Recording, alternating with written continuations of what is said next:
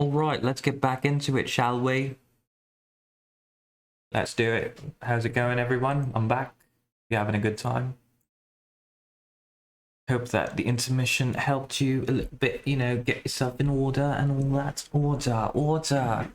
Anyway, back to it with Investigation Part 2. Do this all the time, you kidding me? This is the voice acting is for. Had a gay old time? Good. 15th April, Baker Street. Let's do it. See, that's why I ate grown. Well, that's not the right. All they do is feed you a pack of lies and take stuff away from you.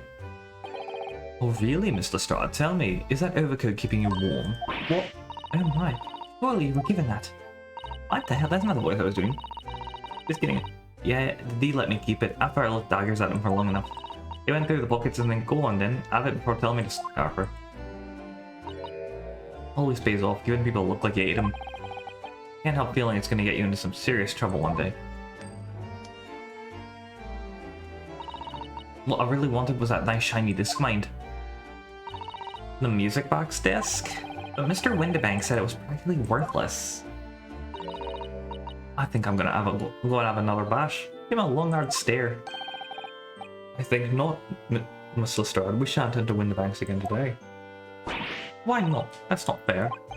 Can't be helped, I'm afraid. Police are investigating the scene now and taking a statement from Mr. Windibank. But that disc mine. I had to take it for this coat, and it was in the coat's pocket. And there should be something else in all. That's what that rotten clothes said, isn't it? Yes, he did mention there was only another article, didn't he? Well then, that's mine too, whatever it is. Now she's really pushing her luck.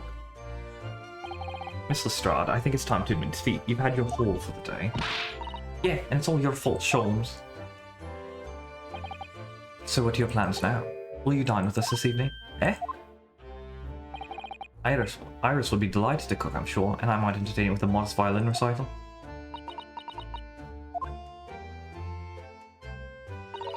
Nota. Oh. Why would I come round to your place, eh? Have you lost your head or something? Your head? Oh dear, she's gone. Having reviled on me quite unnecessarily, I might add. I can't help wondering if perhaps you might turn up anyway. Interesting. Once she's had a chance to calm down, I think there's a good chance she'll decide to come. Yeah, very well then. I'll inform Iris to set a place for our potential guest at the dinner table this evening. And one more thing. I should be glad of your company later too. Sorry? I believe I will have a rather splendid surprise to show you. He's finally asking us out. Waiting for this. Oh, how exciting! What is it? Oh wait, you're invited too? Oh damn it! It's not really a date then if she's invited too. Come on, Sholmes. I thought we had a moment. I thought this was going to be the moment when it. Until later then.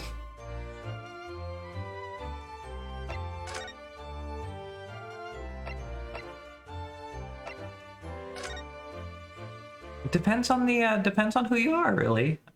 Not for me personally, but like, Sholmes is sweet. V equals the sum of P to the... I can't even read that superscript or that subscript. I assume they're both 2P squared V2. So V... Oh, maybe that's not actually... No, V equals V naught minus the sum of something. But there's no sum. It's an incomplete... What?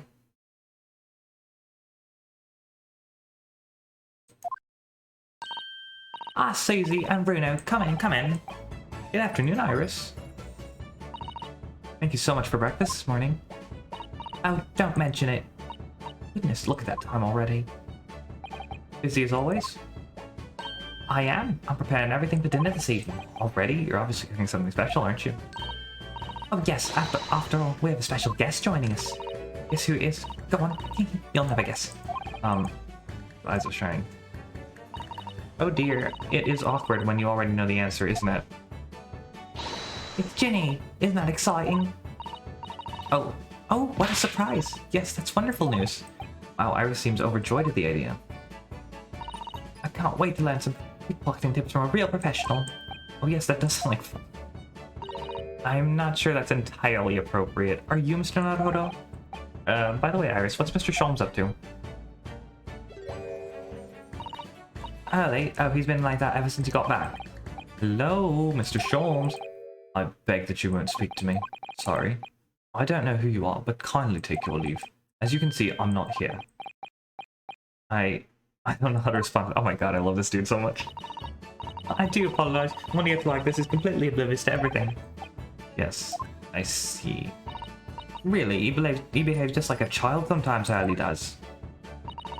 Mr. Sholmes and Iris have something of a parent and child relationship, don't they? Yes, because Iris is clearly the parent here. I'm gonna think of it. I wonder where her real parents are. Are we gonna finally talk about how her name is Wilson? What's the matter, Bruno? You have such a funny look on your face. Oh no, it's nothing. I know it is. Why does this girl live here with Mr. Sholmes? You're wondering. Am I right? Oh, how did you... Oh, Bruno, I come read you like a book. This girl is dangerous. Don't worry, you can ask me anything. I won't mind. Converse. Ginny.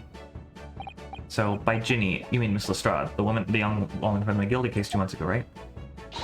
Yes, who also stole my experimental smoke grenade launcher.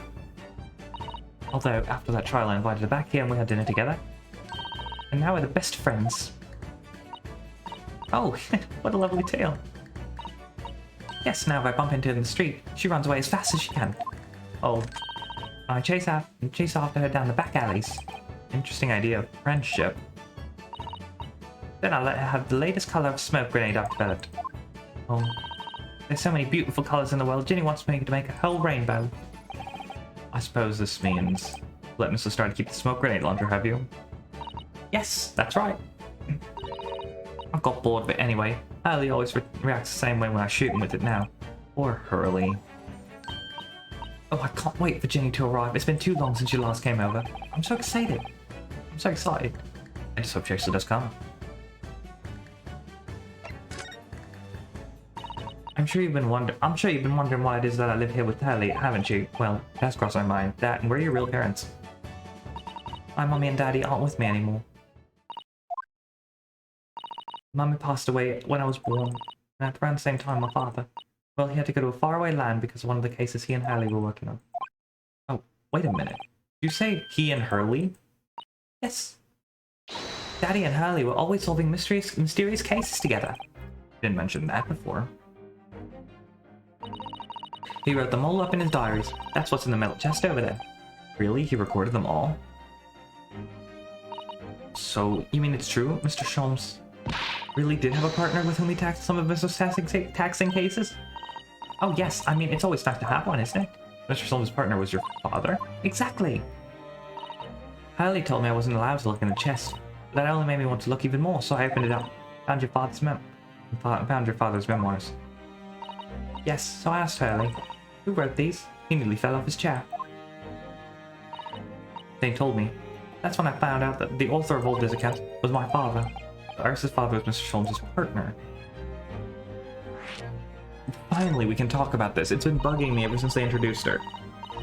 I practically lived with Hurley all my life. I was tiny when he took me in. So, it came as quite a shock when Hurley told me he wasn't really my daddy, I mean. It must have done. I wonder why Mr. Sholmes chose to tell you, and at such a young age. Hurley says it because he wouldn't have been able to hide it from me. Well, having lived with Hurley for all these years, you might have say that his ways have rubbed off on me. There's some things I can just see. Especially lies. I know when people are lying before they open their mouth sometimes. Right. Anyway, I was so fascinated when I read Daddy's diaries. That's what inspired me to write The Adventures of Herlock Sholmes, actually. I always assumed Mr. Sholmes simply told you all those thrilling stories. Oh no, Hurley's hopeless like that. He forgets everything. As soon as he solved the case, it all but vanishes from his mind. Oh, I see. The other day it was so embarrassing. Usually he totally forgot about the case he just solved. So the very next day he gathered together all the people involved and proceeded to solve the case again. It was quite a shock for everyone. You can say that again. You share your father's surname, don't you, Iris? That's right, Wilson. Daddy is Dr. John H. Wilson. I learned from his diaries that he's a doctor of medicine, you see. That's what prompted me to study and study so I could earn a doctorate as well. Iris' father went to some distant land. It's a doctor by the name of John H. Wilson. Thank you. The court will now hear the trial of Ryunosuke Naruhodo. Oh, sorry. Kindly state before the court the name of the victim in this case. His name was Dr. John H. Wilson. That's right. Visiting professor of medicine at Imperial Yume University. The man who, in the most bizarre of circumstances, lost his life just before we left Japan. Miss Susato. Miss Susato. Yes, perhaps we shouldn't pursue this conversation any further this time. I think that would be for the best. Ah, my dear fellows. How good to see you. Mr. Sholmes. Why ever did you not make your presence known to me before? Well, no matter now. So, how the devil are you? We've been with you for most of the day. Goodness, really? Do tell me, Mr. Holmes, is your violin unscathed? My violin? Whatever are you talking about, dear madam? Oh, never mind that now. I have something far more interesting to show you. Behold, my dear fellows. Oh, another music box disc. Not another disc from Susato. This is the one Gregson demanded we hand over as evidence. Mr. McGill needs disc. Oh my! Then what's it doing here? Hey, you know, at times, Mr. Naruhodo, I think that though I have an undeniable turn for detection, I may well even be more adept at larceny. Ooh, that will be wonderfully exciting. I'll be a pickpocket assistant, and Bruno could be our go-to lawyer if we ever get caught. Right. Plus, Susie has such beautiful handwriting. She would write all our menacing crime notifications. Yes, I'd be delighted, would you? Just gonna pretend this crime notification never happened, I think. My inability to read, my god. Water time.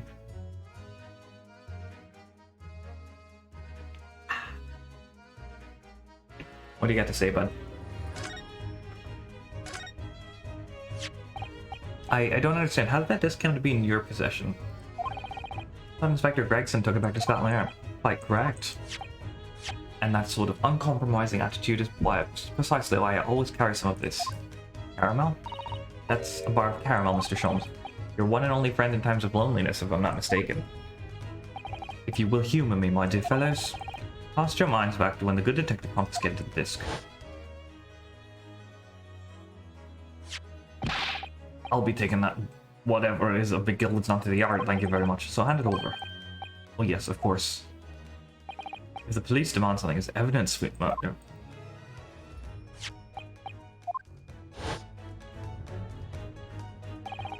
briefest moment I had the disc in my hand, did I not? Yes, you did, but I still don't understand. It was precisely at that moment I summoned my one and only friend into action. I pressed the disc into a pair of bars, like this. That's amazing! The disc in all the minuscule proportions have made an image in the caramel. Indeed, this caramel is quite exceptional. I developed it myself, you know. Beautifully soft for making impressions, but resistant to melting. The result of a precisely controlled solution. How extraordinary! Carrying a pair of these on one's person frequently proves very useful indeed. Take the house key, for example. Its simple press and its unique form is duplicated. I can enter anyone's property at will, and never without high superous nourishment. Yes, it sounds illegal. From the image, I was able to create this. I confess I was most curious to know what manner of music would issue from the disc when played. The music on the disc. Do tell us then, Mr. Sholmes. What music does this play? Well, unfortunately, I have no idea. No idea? None whatsoever. Are you familiar with the workings of a music box, my dear fellows? No, I'm afraid not. Goodness, you don't know, Bruno.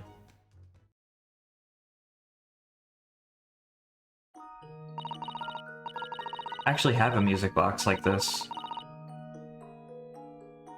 Exactly like this.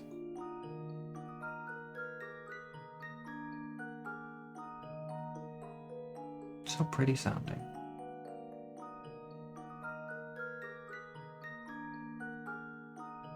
Inside a music box, there's a special metal piece called a comb. That's what produces the sound. Small protuberances pluck the different teeth of the comb as they rotate past it, making the different notes. The first music boxes to be invented used a rotating cylinder with protuberances on it. That's what I have. But over time, a new type of player was produced which uses discs such as these. That development, the popularity of music boxes spread far and wide all across the globe. Why exactly? Because the discs are easy to produce and can be interchanged to facilitate the playing of different tunes. There are a great many firms now in Europe now manufacturing music boxes as a result.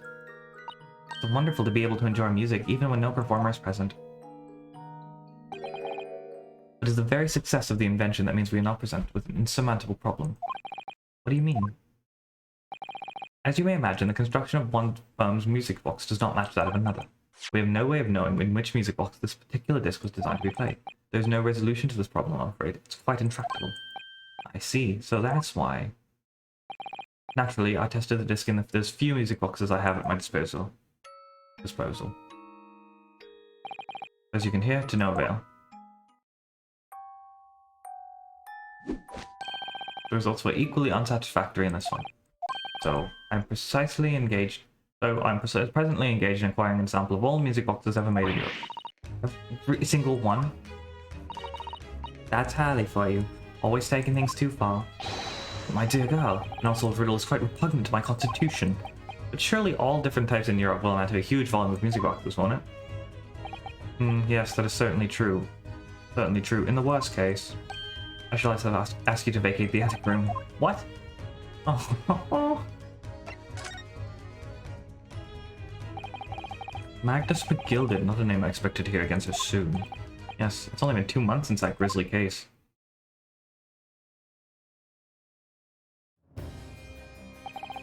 Mr. McGilded perished within hours of the trial's conclusion. Ooh, was it the curse of the Reaper? No one knows, still now. The omnibus was reduced to a pile of ash, not a shred of evidence remained. And with the man's death, the truth about the murder when she was so intimately involved was buried. I love this song, and I don't mind at all. Even though we successfully established Mr. McGilded's innocence in the trial, the newspapers are still claiming that it remains an unsolved case.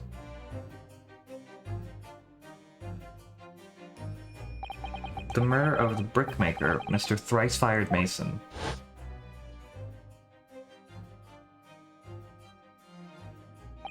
In the end, the truth of the matter remains a mystery. We still have no idea what really happened that night. And although Mr. McGilded was found not guilty through my defense, still don't know if that was the right judgment or not.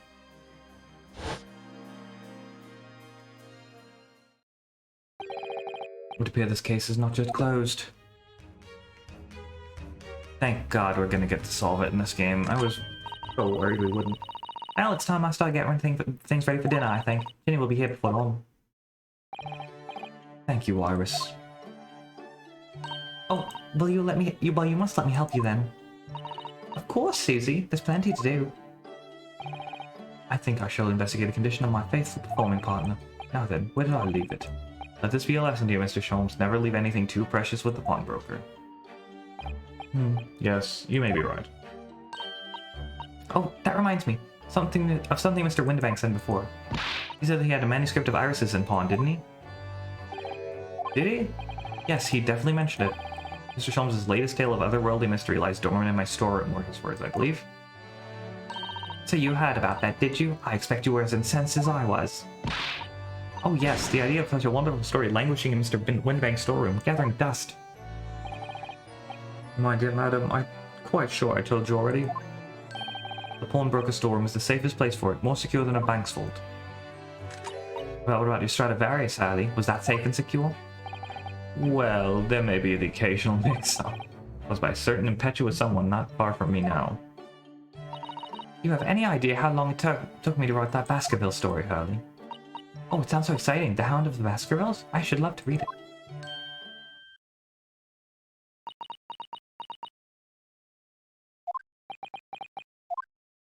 How did she?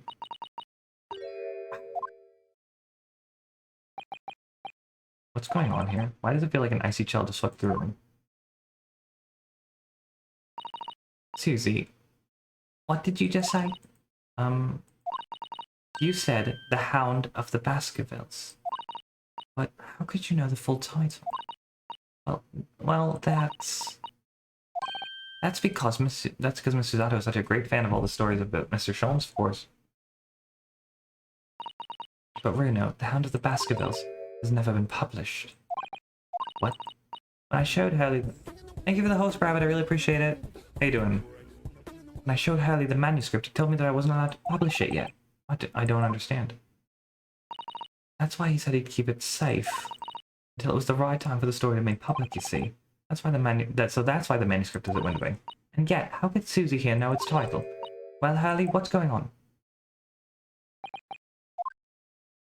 Doing well. Ah! What is it, Mr. Sholmes? It would appear our guest has arrived. Miss Lestrade. This was a bad idea. I knew you weren't welcome. I'm going. No, wait, Miss Lestrade. We've all been eagerly awaiting your arrival. Haven't we, Iris?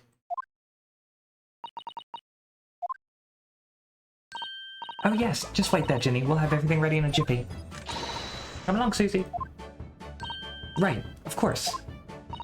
It's a pleasure to see you here, Miss Lestrade. Please, make yourself at home. Don't stand in the doorway, my dear girl. Come along in. What say you to some Mendelssohn? I won't take no for an answer. Meddlesome it is, then.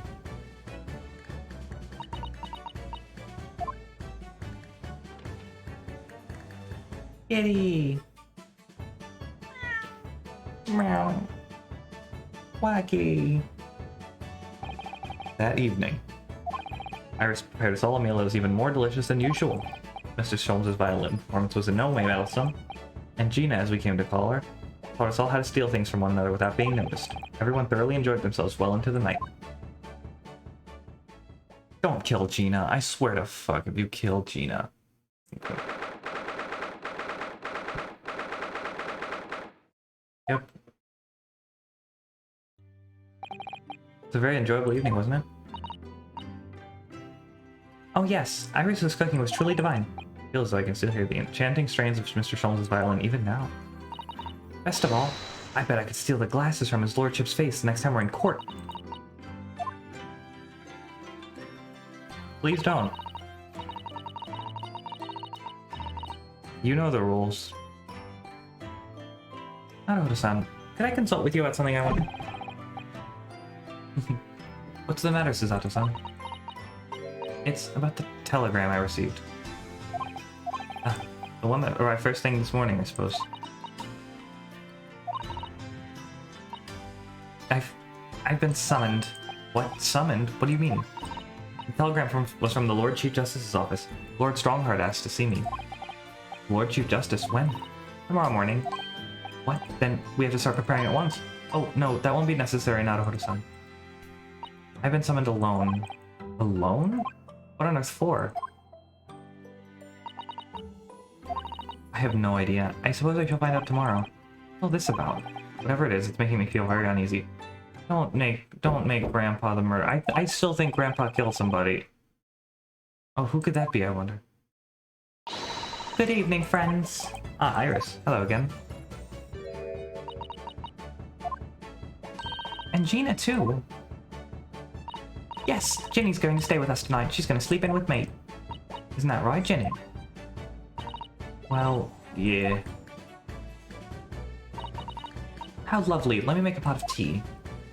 Aww. You know, I've learned so much today. Oh, what?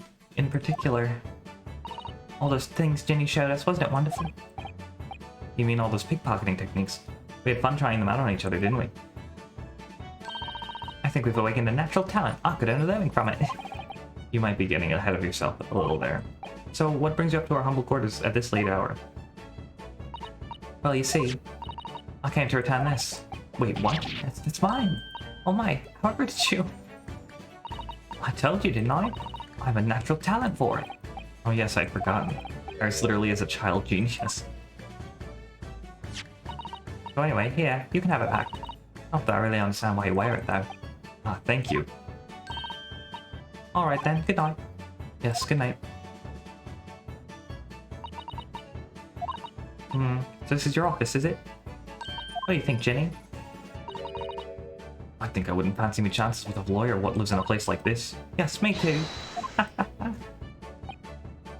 Seems as though Iris here still has something she'd like to talk about. Suppose. Probably wants to talk about the manuscript. Yes, I suppose she does.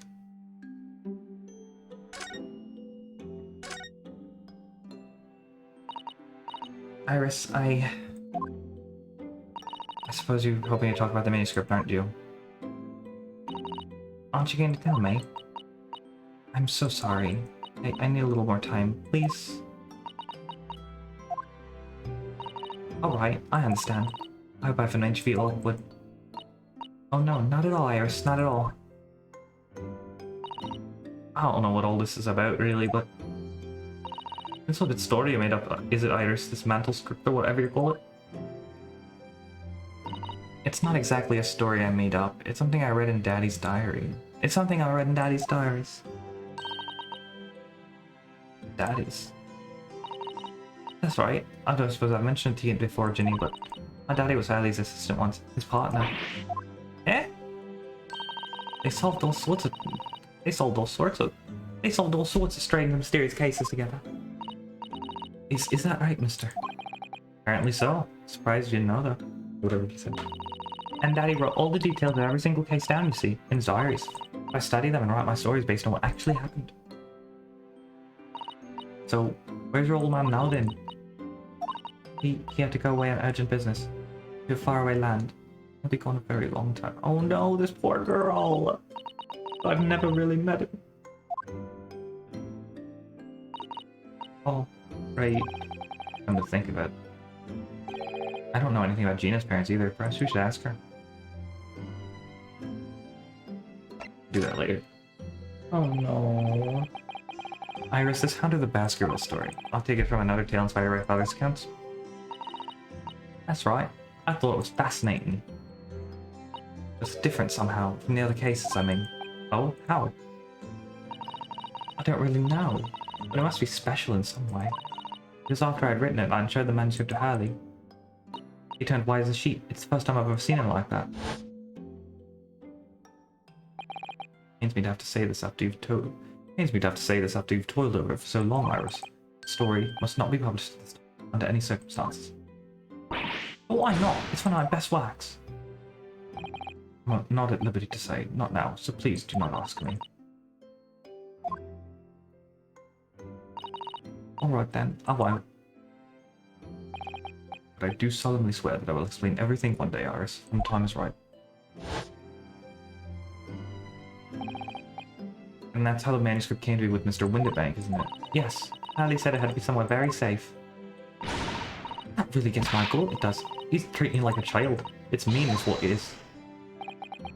I'm sure Mr. Sholmes isn't trying to be mean. Eh? Said he wasn't at liberty to talk about it. I'm sure there must have been a very good reason. I think so too. You lot are too trusting for your own good. But he can't pull the wool over my eyes. Sholmes is lying to Iris. I bet my life on it. What? Hallie's lying to me. Oh god, Gina, why would you?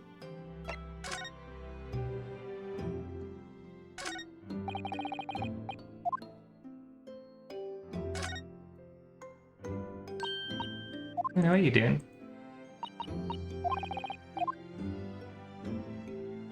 Just trying to do that. Yeah, thank you. Talk to Gina. I like the idea of examining someone in the background so you have multiple people to talk to on the same screen. Your parents. Realize that I don't know anything about your parents, Gina. I ain't got any, have I? Never did have. Oh. Look, the East End's full of orphans like me. No one's nothing to do with us. The minute we're born, not even our mums. But we all stick together.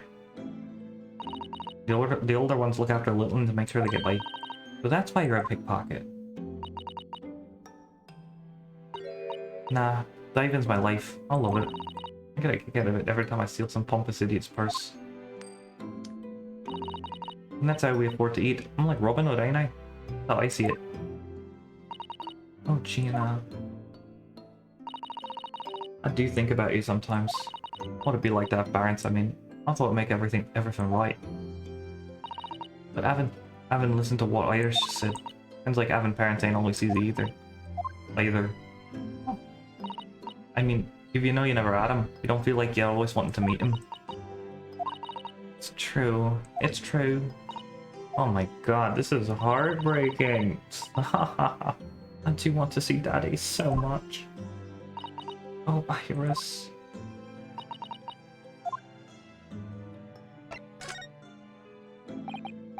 Gina, what did you mean when you said that you know Mr. Sholmes is lying to Iris? Well, you reckon he popped that mental script or whatever, right?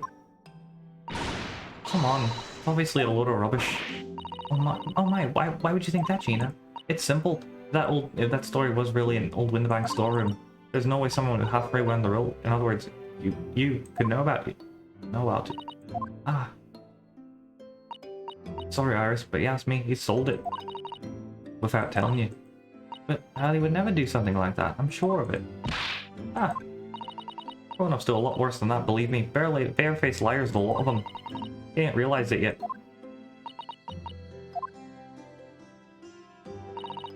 I'm telling you, that mantle script saying at Windibanks, you'd soon see if you had a look. Even if you think you can trust him, I don't. That Sholmes is a liar like the rest of them. I'm honest. I have wondered if Harley's saying the truth sometimes. See? Oh, but I don't mean that I think he sold it. I mean that I sometimes wonder if he might have hidden my manuscript somewhere. Somewhere I don't know. Even though it's wrong of me to doubt him. Don't be so hard on yourself, Iris.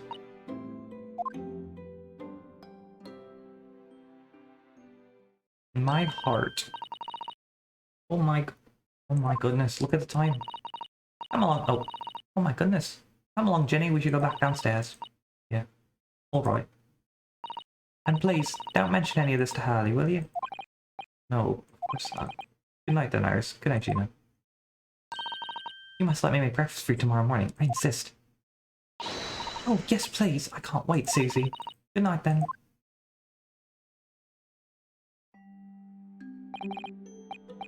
Iris, sure is easy to forget, isn't it? Sometimes she speaks just like an adult. Deep down, she's still just a child. Well, I think it's time that I turned in for the night too, Naruto-san.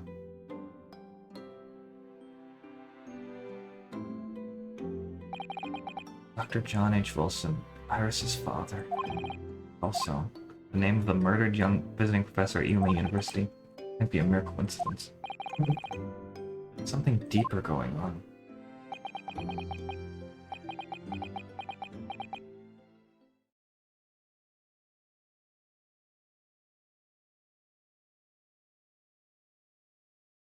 Mr. Naruhodo. Mr. Naruhodo. That voice. That's Mr. Sholmes. Uh-oh. What's going on? It's the middle of the night. Miss Lestrade, she's gone.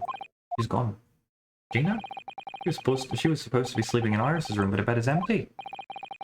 Well, she's an independent young woman. She probably decided to go home, no? I think not. I'm speaking to her before she retired. I received a distinct impression that she was looking forward to breakfasting with Miss Susato. No, I don't believe that girl has gone home, but I don't believe the girl has gone home. But I've been waiting for her for over an hour now.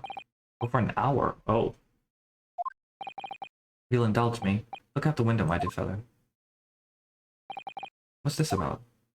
Don't do it. No, no, no, no, no. No, no, no, no.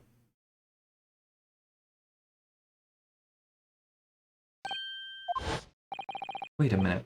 Why is there a light on at this time of night? In the pawnbroker. Oh no, Mr. Windibank. That's Mr. Windibank's pawnbrokery. Mr. Windibank's... Oh no. Oh shit. Guys, I'm literally sweating right now, like a nervous sweat. Simple. If that story was really an old Windibank storeroom, there's no way someone halfway around the world, in other words, you could know about it. Know about it. Sorry, Iris, but you asked me, he sold it. Without telling you. Gina had gone. Because you have some knowledge of the situation, Mr. Naruhodo. Sorry? Oh, no, not really. Well, anyway, we must investigate.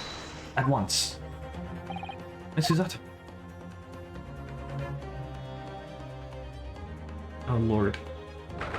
Don't do it.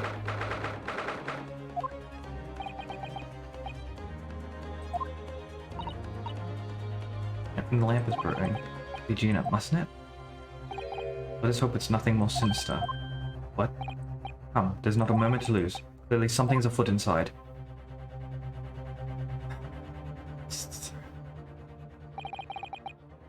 There's no one here. Oh yes, there is. Mr. Sholmes! Mr. Sholmes! What the? Has Sholmes been shot? Leave me, Mr. Naruhodo. But after them, go! Right. What the fuck is happening? Blast! I've lost him! Hello, hello, what have we here? Oh. The alarm was just raised from this pawnbroker, sir. Would you know something about that? Officer, come with me. My friend, Mr. Sholmes, he's been shot. What? The policeman close behind me. I ran back to Windbanks.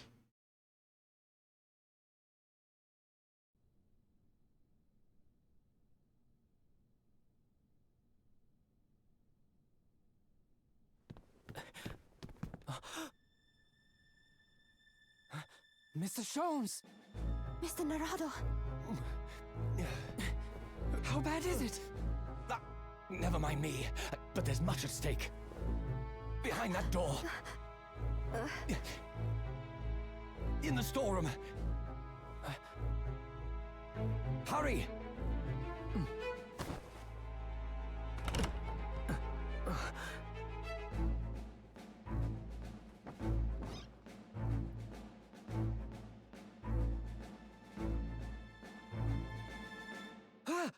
Oh, Mr. Windibanks murder, and we're gonna defend Gina, I bet.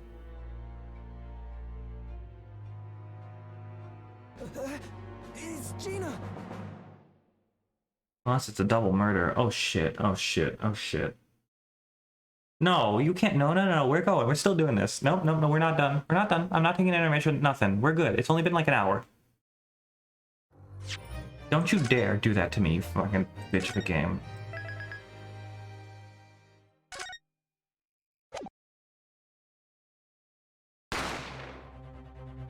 How much? Ooh, that's... I'll be alright, Mr. Naruhodo. After them, go!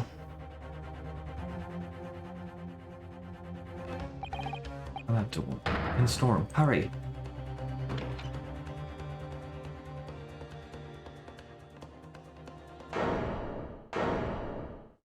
She's holding a gun.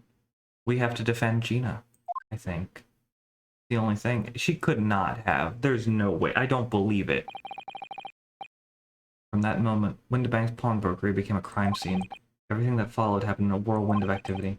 Travel police, the preliminary investigation of the scene and its questioning was just before dawn before I was allowed back to my lodgings at 221B.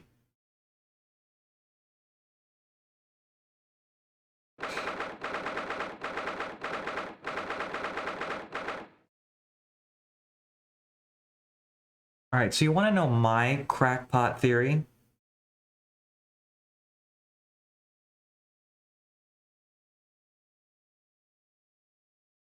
I bet you do. Well, okay, since, I think... This is just a guess, because this is blind, right?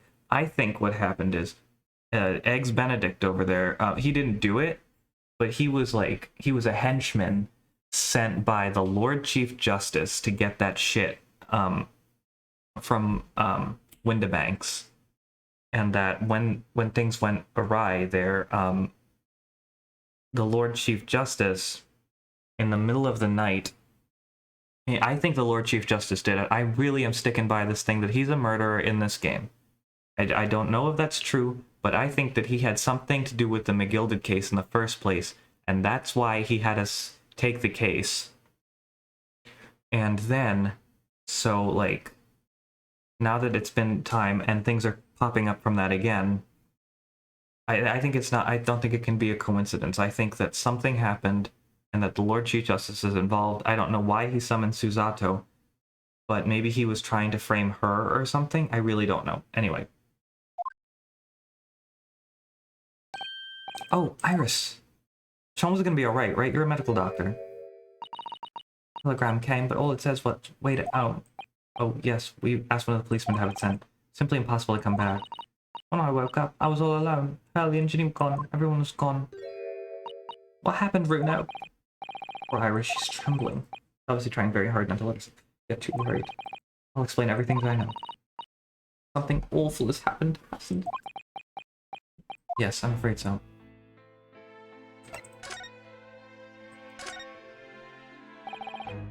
Sorry to have to tell you this, Iris, but Mr. Windibank is dead. He was shot. We discovered it in the early hours of the morning. Oh, yes, I had a feeling. You did?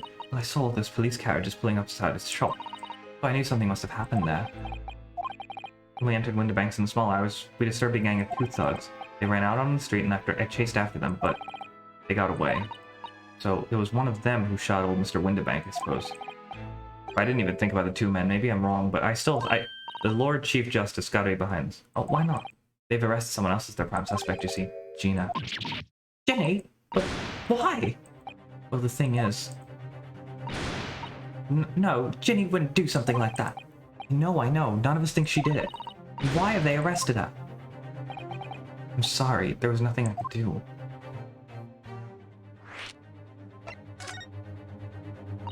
So where's Hurley then? Is he still there investigating the scene? He really ought to have some breakfast. It's not good for him to miss meals. I don't want you to worry, Iris, but I have some news about Mr. Sholmes. He was taken to the hospital this morning. What? Well, when we entered Windibanks, a gun was fired and he took a bullet. Hurley was shot? No. It's alright. His life isn't in danger. Really? Are you sure? Where is he? Which hospital? He's at St. Sinner's. No, it's not the time for there to be a hospital called St. Sinner's.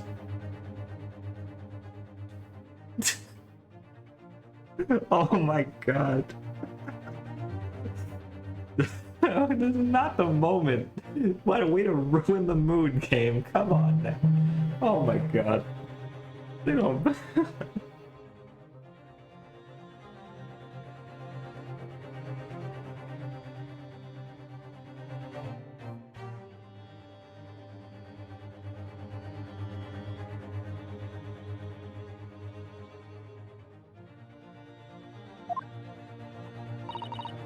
I must see him at once. Sorry, Iris, but you can't. Why not? That's not fair. I'm a family member. I should be allowed. No, I mean, nobody can see him at the moment. He's not allowed any visitors. They're preparing to operate, you see. Operate? Oh, poor Harley. Injured Sholmes. It was the two thugs who were in Mr. Windibank's shop. They shot Mr. Sholmes when we disturbed them, you see. It's pitch black inside the shop at the time. I went totally blank, I'm afraid. I just froze. After them, go! After that, I ran out into the street, but, well, they were long gone. I shouldn't have hesitated. I'm so sorry, it's my fault. I let them get away. I think that's a very good thing. Sorry. Well, if you'd seen which way they went now and chased after them, you might have been shot as well, Bruno. On top of everything else, I couldn't bear that. Oh, Iris. Where's Susie, Bruno? She's still at the police station. Oh, why? I expect she's still being questioned. The police said they wouldn't be finished for a while. Why aren't you there then? Well, I didn't get a good look at the criminals anyway, so they weren't questioning me for long. Miss Susato stayed behind to the scene to tend to Mr. Sholmes, so they didn't get her started until later. Ah, I see. Besides, one of us had to come back to be with Iris. I'm glad Inspector Gregson agreed to me leaving early. He would have let me know and I would have come to the station.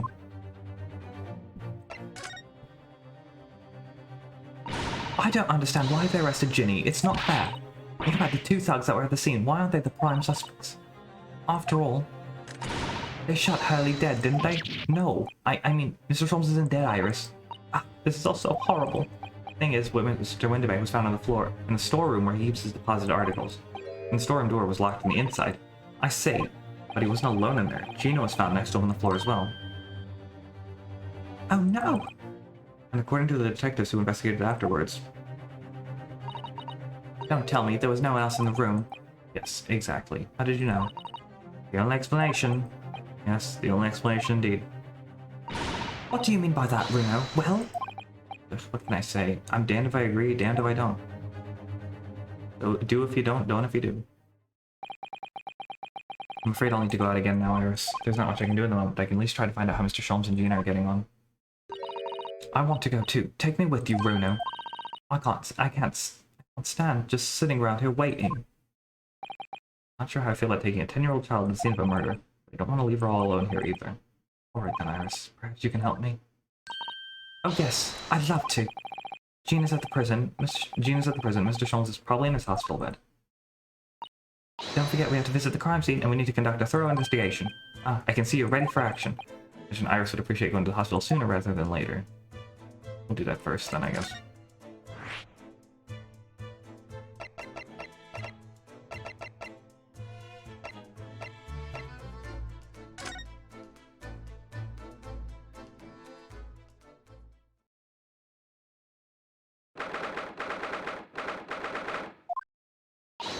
Sally! Oh.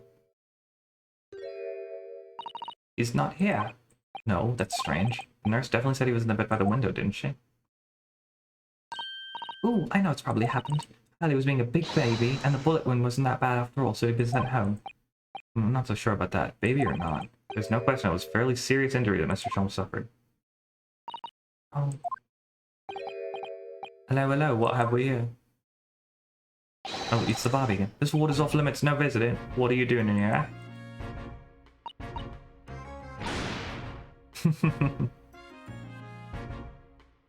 Well, I'll have you know, we're Hurley's next of kin.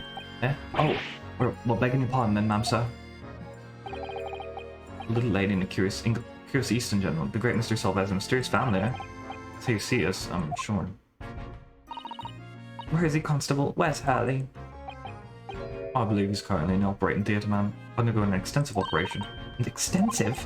And that's several hours since he went in. But yeah, is he going to be alright? Well, doesn't appear to be working, you see. The anesthetic, that is.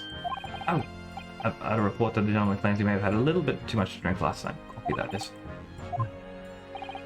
Anyway, I think it would be fair to assume that he won't be back here for several hours yet. I see. Thank you, Constable. Perhaps you wish to leave and come back later. Oh, poor Harley.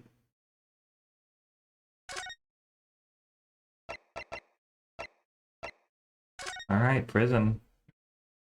Is this Sozeki's cell? It looks just like it.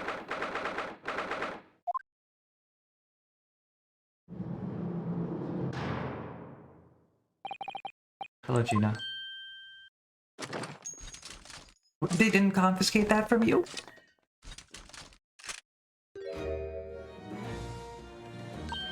Oh, you still have the grenade launcher Hurley and I made. Wish you wouldn't point it at me all the time, though. What are you here for? Ginny? Feeling it's because of us that you've ended up in trouble. You were thinking you might be able to help you. Well, you can't. Sorry? Yeah, I heard. Get lost. Don't be like that, Ginny. I know you didn't do it. You'd never shoot someone. I just know you wouldn't. I think you know me. Pull the other one. Oh. You ain't got the first idea about the likes of me. I'm a thief. I pinch people's purses when they're walking down the street. That's how I get by. If I saw me chance, I'd sneak into a pawn shop on any day of the week. Just to see what I could lay my hands on. Get it? That's the kind of person I am. But Ginny, I'll be in court tomorrow, they said. Some cove came by before and said he'd be a lawyer for me or the like. So it was my right or something. Told him to get stuffed. I don't need a lawyer. I don't need no one. She couldn't be staring at me anymore, obviously, if she tried. Why are you being like this, Ginny? Legal representation.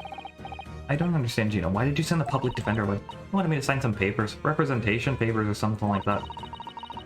If you had the chance to change your fate, would you? It's all gonna be rigged anyway, the whole trial. You both pinned it on me because I'm a kid. That's what grown-ups always do. Why do you think that? That's how it's always been for me, growing up in the back slums my whole life. You do what the grown-ups tell you, it gets your mates dragged off by the cop. You'll get your mates dragged off by the coppers, or worse. That happened to me once before and all. Been sold out and nearly snaffled on the back of it. Can't trust no one, that's the point. Soon you do, you're gone to the grass. Dead. Gina, listen. If you'd like, in tomorrow's trial, I could... Forget it. Ginny, don't you trust Bruno? Nah, I don't. Look, I'll ask you nicely now. Just leave me alone. What happened, Gina? Will you tell us what happened, Gina? Last night at the pawnbrokers. There's nothing to tell. Figured it'd pay me, so I broke into the place and started going to the storeroom. But the old bloke walked in on me and you know the rest. No, we don't. But why, Jenny? Why would you do that? Ain't it obvious? The place is full of stuff I could sell for a shilling or two. Diving ain't easy, you know. A lot of work. Half the time you don't even get nothing. Is that really why you broke into the place? What? Are you sure the true reason wasn't something else? Oh, give it a rest. Give it a rest. What would be the point anyway, eh? Nothing I could say would make a blind bit of difference. Please tell us, Jenny. We'll believe in you, whatever it is. Whatever it is. Believe me. Don't be daft. You can't believe nothing. Everyone lies all the time. And you know what? When it comes to liars, I'm the biggest of the lot. I've told some unforgivable lies I have. What do you mean by that? What unforgivable lies? Yep. What did you mean before, Gina, when you said you were the biggest liar of the lot? Why don't you tell us what the unforgivable lies you told are? Maybe we can help. Sorry. We're out of time. They're gonna want to question me now. Jenny, please. Oh, yeah. I want to give you this. Something to remember me by. Oh, it's a cat. Photographic print of a really adorable cat. I found it in one of the pockets of this coat. Ain't no point in me having it. I wonder, like a little photograph. I wonder what a little photograph like that was doing in the pocket of that overcoat. Anyway, don't bother coming again. Don't bother coming again. Bye. Oh, Jenny. White cat photograph. What? Hold on. There's gonna be. Is there something scrawled in the back of this? Is this gonna...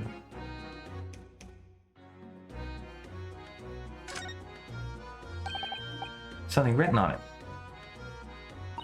13th February, one small box. 10 shillings, redemption to like 13th April.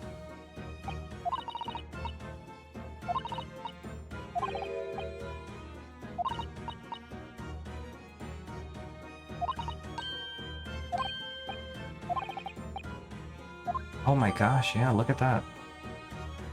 I was wondering what we're gonna do with a white cat picture. It's good that I did that. Let's go. I don't think there's anything ever to examine in the detention center, so... Let's go to Baker Street first, just in case someone's there. Nope, no one. Oh, wait, there's a Bobby. There's still a Scotland Yard carriage outside Windibanks. Never imagined this would happen. We've been investigating a case so close to home. Poor Irish is very upset by all this. I'm sorry, I was there, I should have done more. None of this is your fault, Bruno, so please don't apologize. But I'm not to blame for all this. So let's investigate and work out how to catch them. Yes, you're right. Oh, okay.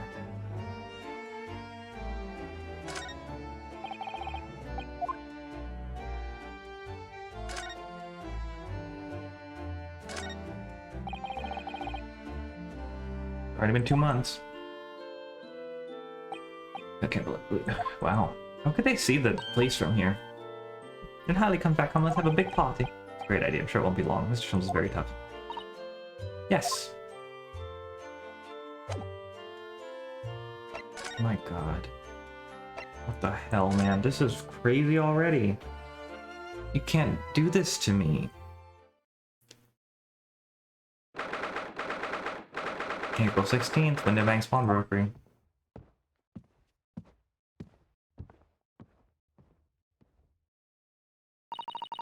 This is where it happened last night. That's right. The 2 thugs I told you about were obviously ransacking the place looking for valuables. What? Apart from the policeman in here, you wouldn't know anything had happened. There's no sign of a disturbance. No, you're right about that, actually. In fact, if anyone, it's the police who seem to be the ones doing the ransacking. I know what you mean. They're like a gang of organized criminals all dressed in black. Oi, I heard that. Ah, yes, Gregson. Oh, Inspector, good morning. I suppose I thought to thank you for your vigilance last night. We got to the scene before it was disturbed, at least. Shame you let the 2 rogues get away, mind. Yes, I'm sorry about that. thought you'd assigned extra men to the beat around here, Gregsy. Now look what's happened. Hurley's been injured because there weren't enough police on duty. Ah! Your ladyship. No one told me you were coming. Has an Ace Attorney case taken place on my birthday? I do not think so. I expect you to take full responsibility for what happened to Hurley and see he has the very best medical care. It's all set up nice, Flurg. I'm happy for you. Computer and everything? Of course, your ladyship. The very best doctors in the capital are tending to him as we speak. And I don't think that's Runa's fault that the rogues managed to get away, is it? Chasing criminals is the police's job. Absolutely, your ladyship. As you say, ma'am. As you say. Nice. Congratulations, I'm so happy for you. The gent in black is totally blameless. Everyone's in agreement about that. Would you believe it? He's like a completely different person with Iris. Talk about a personality change. Oh, where are my manners? Are you thirsty, your ladyship? Perhaps you'd like some juice? Some nice refreshing fruit juice? Oh, why? Are you thirsty, Gregsy? I have some of my special herbal tea with me if you'd like some.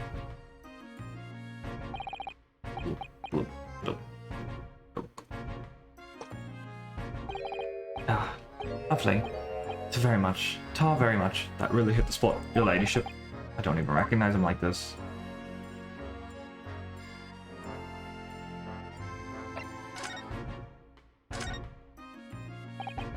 So, how's the investigation going, Inspector? Nothing to it, really. Very simple case. This isn't very definitive evidence. We just have to charge that diver we arrested last night, in fact. Gina, you're going to charge her? That's right. You'll be able to bring it in before the judge and the bailey tomorrow. Definitive evidence, you say? What is it? Come on, show me. Your ladyship, as much as I wish I could oblige you, I'm afraid. Ah, I see. You've already captured the pair of thugs who broke in here last night, have you? What the? And you're going to put them on the stand as witnesses, are you? How could you? How could you possibly know that? Oh, Halloween's your birthday, Paperstar? Cool. I had a feeling, that's all. I mean, never try to keep a secret from Iris. You've arrested the two men who shot Mr. Sholmes, have you? Well, yes, they were rounded up pretty quickly by the lads on the beat. And Miss Estrada is being held at the prison?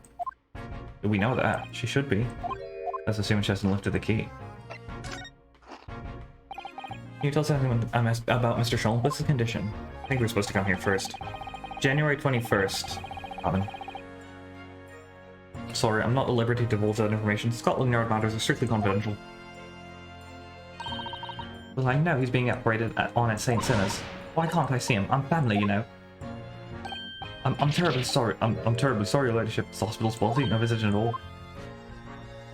Oh, the bullet must have hit an artery in his midriff. He's lost a fair bit of blood. Oh no. He didn't seem too bad in the first hour or so, but a hemorrhage like that is enough to make even this one and only Sholmes pipe down. Mr. Sholmes is a human like the rest of us, you know. Well, anyway, he's having emergency surgery right now. They've got to stop that bleeding. But he will be alright, won't he? They'll be able to make him better. Of course, your ladyship. He'll be right as rain before you know it. Really? How do you know? How do I know? Oh, well, because, of course. Yes, because Mr. Sholmes is the great detective, that's why. We better pray the doctors have a better grasp of what's needed to make someone well again. Oh dear, please don't die, Hurley. I really hope not. I'll report to your ladyship the moment I hear he's out of the operating theatre.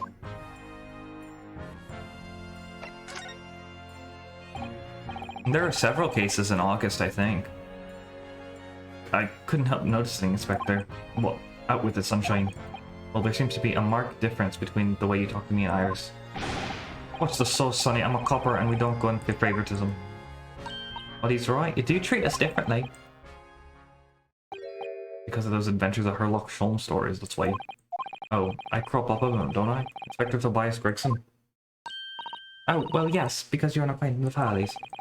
What did you write about? What did you write about the Inspector, Iris? I don't remember really. With one of Sholmes' lines, Gregson is as smart as the Scotland Yarders, is how you put it. Oh, did I write that? And you know what that one line did for me? The very next month my pay doubled. Doubled, I tell you. Ooh, that's amazing. All because everyone at the yard reads them. They read all the Herlock Sholmes stories. They even set up a fan club for me. Of course, that explains everything. It was around that time he became such a toady to me. Can you blame me? All it'd take from one bad word from me and Sholmes could change his tune about me. Gregson? No. The great detective was like, he's getting quite overrated these days. Think what happened to my salary if that came out in print, eh? Whole thing gives me the willies. Can't tell you how many nights of sleep I've lost to worrying about it. But that would never happen, Greg, see? Every month when the new Rance magazine comes out, my hands are trembling as I turn the pages. Oh, how awful for you. Here, have some more of my tea. Glug, glug, glug, glug. Ah, lovely. Love that tar very much. That really hit the spot, your ladyship. Total. Oh, yeah, there's something I was supposed to ask you about Bexley, Mr. Naruto. Yes, what is it? I've got an important message for you. I clean forgot about it until just now. Important message, I wonder could it be? From Mikoto, from Susato? Are you gonna tell me what this important message was then, Inspector? Yeah, it's about that young lady who's only verified resistant. Yeah, Susie, is she alright? She's at the station, isn't she? Being questioned, I believe? Nope, not anymore. She had to head off. Head off? Where? The Lord Strongheart's office, of course. He summoned her. Yep, that's what I thought. Ah, yes, of course, I'd forgotten about that. One of the whipstocks took her there in a yard carriage after we'd finished questioning her. But she asked us to tell you she didn't have the fare for the return journey and to go and meet her there. She's got a nerve using Scotland Yard as a bloomin' messaging service. I see. Well, thank you for passing that on, Inspector. Why did Susie have to go see the Lord Chief Justice? She didn't tell me. I'd better head over to the Lord Chief Justice's office right away. The Lord Chief Murderer's office.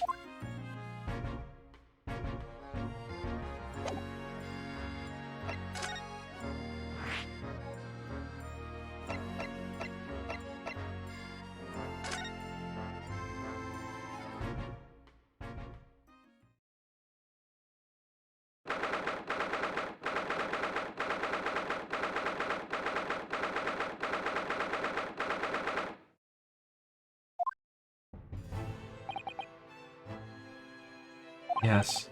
No matter how many times I come here, I always get the same sense of oppressiveness somehow. You think the place is oppressive? I think it's normal. How so? I mean, look at that suit of armor over there. You can't take that seriously, can you? Maybe it thinks the same about you. So everything is clear with regard to tomorrow's arrangements, I trust. Yes, thank you very much. There they are, Susato-san and Lord Strongheart. I wonder what they're talking about. They both look very serious.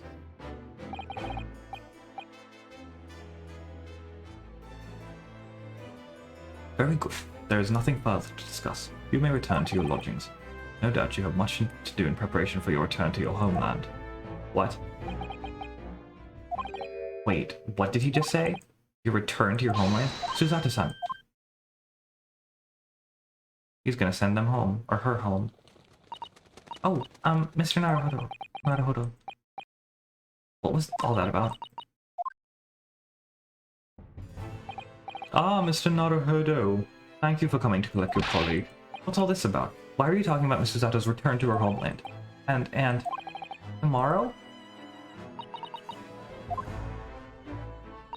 Tomorrow?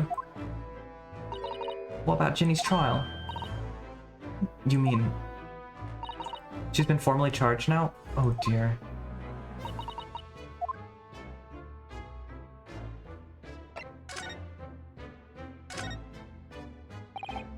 Susato, what is this all about? Oh, please don't concern yourself, Mr. Naruhodo. Only me going back to Japan. That's concerning. Your life can continue here just as... That's not what I asked. What happened? Why are you leaving? It's my father. He's fallen ill. Oh no! Professor Mikotoba? If I may... Yes, sorry. You must be the defendant, Ryunosuke Naruhodo, I believe. Yes, that's right. My name is Eugene Mikotoba. I'm a professor of forensic medicine at Yume University. Bet you thought I forgot the voice I did for him. We received an international telegram from the Empire of Japan informing us of the news. 10 days ago, father collapsed with a fever. The cause is apparently unknown. It seems he grows weaker day by day. I don't believe it. But by the time you get back... As you are aware, the voyage from here to your country's capital, Tokyo, takes some 50 days. I thought it would be prudent to hasten Miss Suzato's departure as much as possible. Yes, absolutely. I will leave London first thing tomorrow morning. I can't believe this is happening.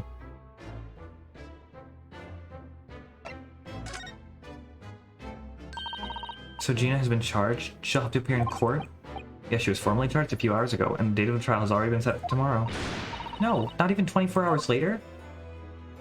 Time moves quickly in London. Gina, the Lestrade girl in the murder of the Baker Street pawnbroker, yes.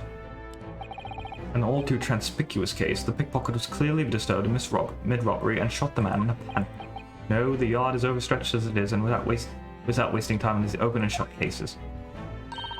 It's not wasting time. Ginny would never do something like that. Mr. Naruhodo. Oh, yes, Lord Strongheart? In deference of your fine services to date, I shall overlook this young girl's insolence. I have no recollection of admitting a child into my office. Leave. Now. Of course, Lord Strongheart. Criminals will tell the most palpable lies in order to evade justice. The police can ill afford the time it takes to unravel all their untruths. Meanwhile, more crimes are perpetrated. We have far more serious matters which we're to contend. Serious matters? Didn't Gregson mention something like that yesterday? Yes, Inspector Gregson made a similar remark yesterday. It's no concern of yours, though I'm sure I need not remind you of that.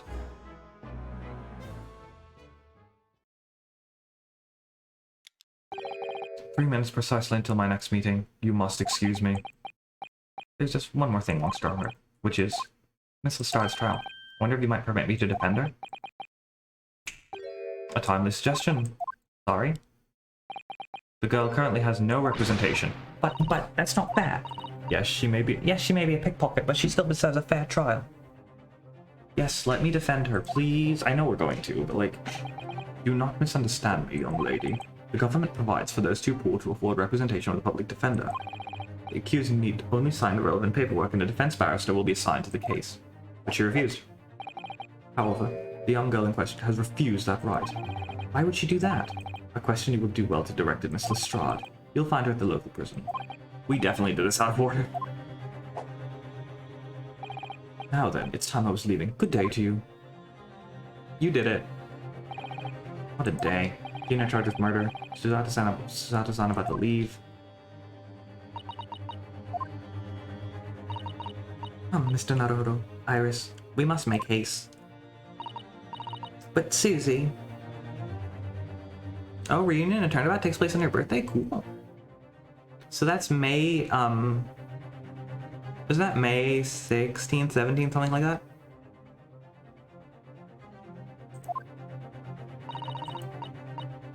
You're leaving for Japan tomorrow morning, aren't you? Don't you have packing and things to do? As Mr. Naruhodo's judicial assistant, my personal circumstances are of no consequence. My sole purpose remains to help you in whatever way I can. Oh, June 16th and 1922. It's 2017. Oh, why did I think it was May? Oh, my bad.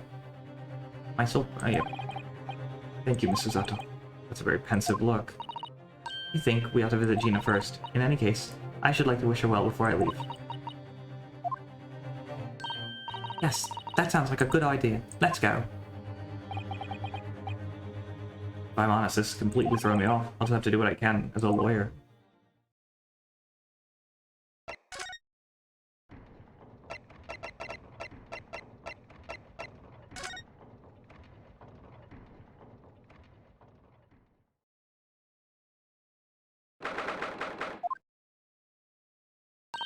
Ah.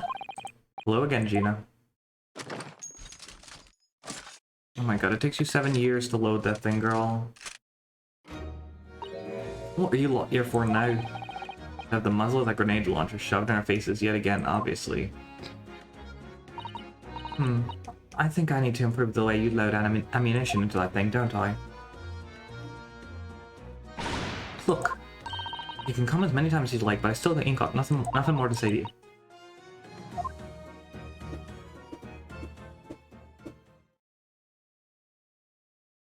She reminds me... Gina, I wonder if you might hear me out. There's something I'd like to say. She vaguely reminds me of Luna Lovegood. Just the face, not like the actual, like, temperament or anything like that. What? Sorry to say that I must reluctantly bid you farewell. Eh? Farewell? Tomorrow I must begin my journey back home, to Japan. Here we may never meet again. Oh, right. I've had the pleasure of meeting so many lovely people here in London. I have so many wonderful memories. And yet, as things stand now, it'll be a glum parting indeed. Poor Iris is so miserable. Susie. Well, that ain't my business. Both Iris and Mr. Naruhodo believe you to be innocent, Gina. They put their faith in you. Somehow, you can't find it in your heart to put your faith in them. Yeah, that's right, I can't. What of it? It grieves me greatly to have to say goodbye to my friends when they're so clearly unhappy. Because of you. Ooh! What? It's my fault? Yes, so I have one final request, Gina, before our paths never cross again.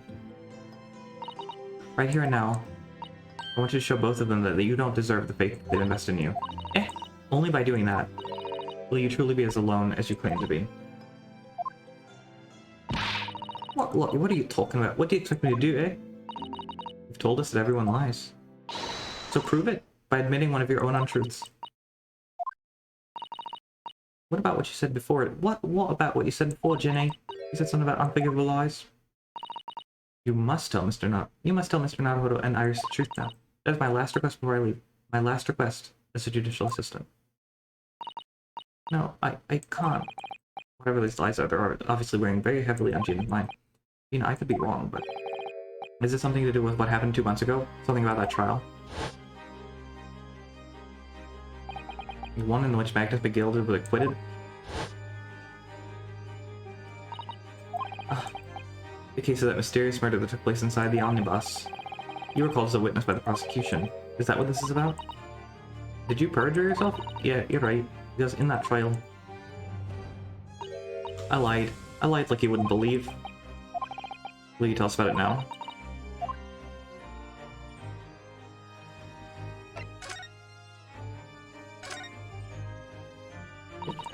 Like you said, it all happened 2 months ago.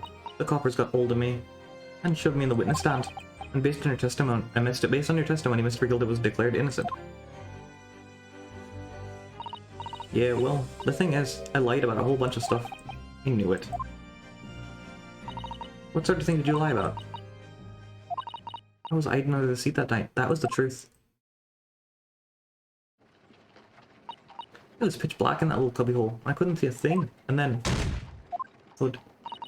I heard that loud thud, like someone falling on the floor. That's when Mr. McGill did discover you? Yeah. Pulled me out from under the seat and sat me next to the dead man. There wasn't much light to see by, but when I looked at the hands, I could add the cove's blood all over him. I was so scared I couldn't even speak. It is blood in his hands. In other words, it was Gina that the witnesses saw on the roof deck saw through the skylight. Then Mr. McGill started asking you questions, I suppose? Who you were and why you were hiding under the seat? Yeah, you did. Only, that's not all. What do you mean? When you threatened me? Threatened you how? He made me swear about what I'd seen and what I heard. And about what he was going to do after the Cove was found dead. He made me swear I wouldn't tell nobody about any of it. If I did that, he said he'd let me scarper before the coppers showed up.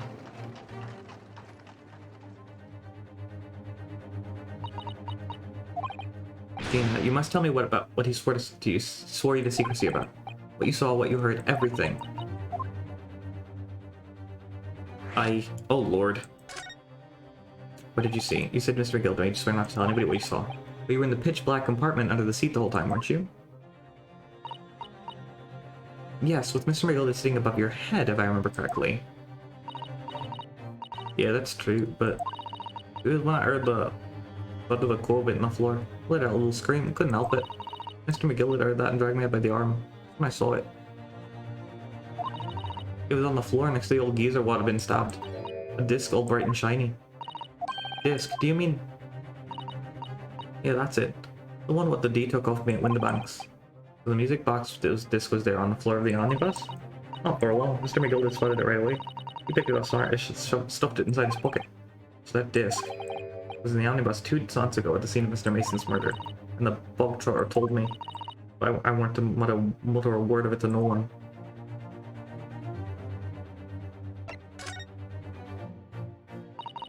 It was so dark under the seat in that cab. I was straining my ears the whole time. After a while I heard the door and footsteps inside the cabin. Presumably that was Mr. McGildy getting on board. Ah, not only him. Oh, because I could definitely make out the footsteps of two people.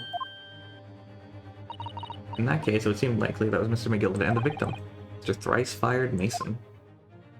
Yeah, I know there's always perjury in this game, but it hits different when it's Gina, okay? In the testimony during the trial, Mr. McGildy claimed he slept during the carriage ride. Whenever I'm in a carriage, I'm taking enough fear, tiredness, and I will succumb to it. In your own testimony, Gina supported this. All I could hear was the Irishman snoring. Yeah, that weren't exactly true. Neither of them was asleep. I could hear him talking the whole time in low voices. What? What were they talking about? Sorry, I don't know. The sound of the horses and wheels was too loud. That still tells us something. Mr. McGildy and the victim knew each other. So McGildy was lying, as I suspected.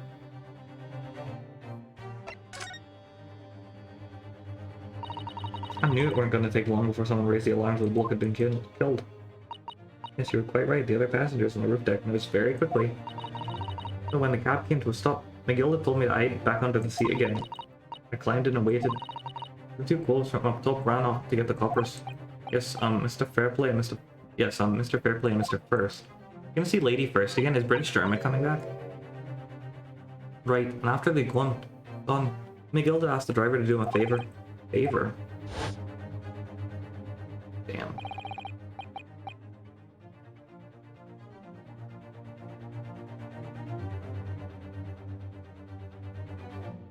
Now then, fella, what I need you to do is take the code to the mine and deposit it with a nearby pawnbroker.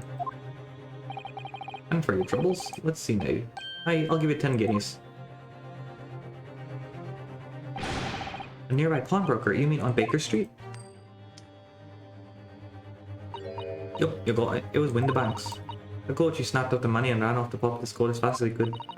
When there was no one left in the carriage, Mr. McGildy opened the box under the seat and let me get out of there, but not without conditions. I see. What were Mr. McGildy's conditions then? Letting you go free, I mean. I'm not telling a soul, not for anything. About what I saw, what I heard. And there's something else as well. There's more? Yeah, this is the most important thing, he said. I'm after sending the coachman on a little errand for me, some small changes in his hand. Now then, did you hear what I asked him? Did you see anything at all? You asked him to go pop your weasel, right? Aye. The fiend's been taking my overcoat to deposit with a pawnbroker hereabouts. I want you lads to take the redemption ticket for it. Do you understand? What? You want me to have the ticket? That's right. I'll come fetch from you later. Sometime within the next 2 months. You have to hang on until then. Is that clear? Whatever you do, don't lose it. Alright then. In case I might happen to be delayed at all, you're to go to the pawn shop. Windibanks, so it is. And you're to extend the loan before the 2 months is up.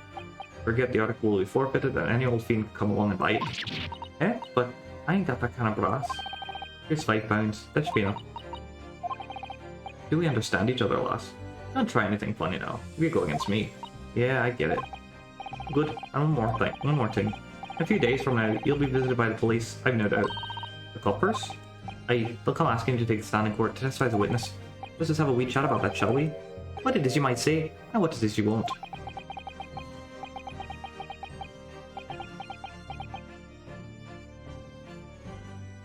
Yep, it's something else.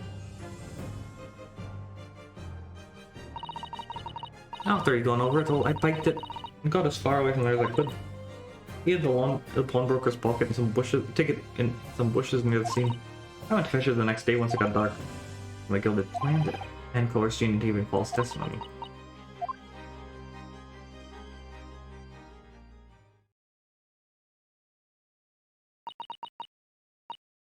I bet you're ready to string me up, eh? I lied in that big old courtroom. I told some corkers. Thing is, he said he would make it so we couldn't live in the East End no more. What you threatened me with? What a wicked man. He knew everything on the back slums. He knew we had no one to look after us, and it was all just looking after each other, getting by together.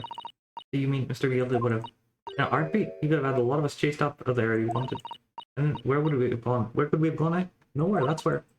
But I didn't have no choice.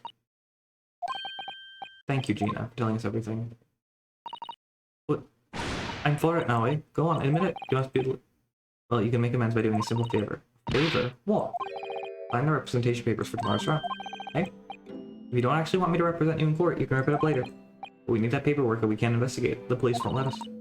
Investigate what? The scene of the incident last night. Mr. Sean was shot, you see. You what? Ah, he's having a big operation right now, Jenny. It's bad. Is he gonna be alright? Sean's gonna be alright, right? That's why I want to investigate. For Mr. Sean's sake as much as anything. Right. Right, so what you're saying is, if I sign that bit of paper, everyone's happy, is it? Something like that. Miss Susato? Yes, of course. I have the representation papers here.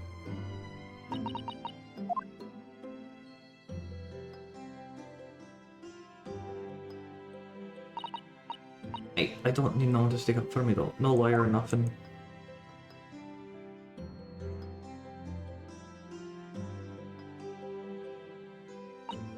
Oh, Jenny, she seems so lonely. Yeah, representation papers. Well, at least this should get us mean we can investigate the scene at Winterbanks now. Yes, and perhaps we can come back to visit Ginny when we're done that. For sure. I feel like we finally cracked Gina. She's open to us at last. I have our representation papers. No one else knows just what a responsibility that is. Anyway, for now it means Inspector Gregson can't stop us from investigating Winterbanks. Although something tells me he's not going to be happy about it.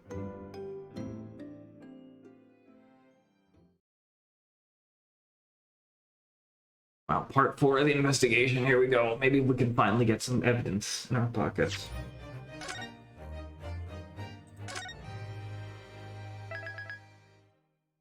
This is long. Whoa, whoa, whoa, y'all were right. 16th April, yep. Here we are again at the scene of the crime. Now let's ask these representation papers in Gregson's face and see if he makes some. Hello again, Inspector. Do you have a minute, please?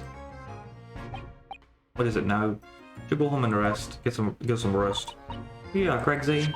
Yeah, the representation papers. Your ladyship. Oh, how?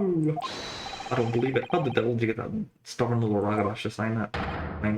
Salute you. That's what good work is, that is.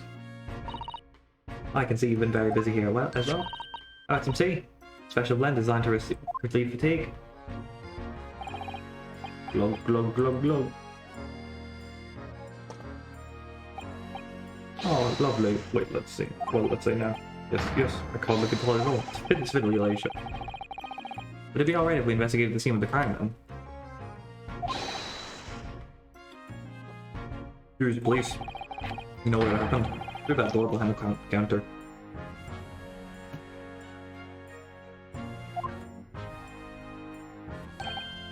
Yes, the storeroom. That's where I discovered Mr. Winterbank and Gina.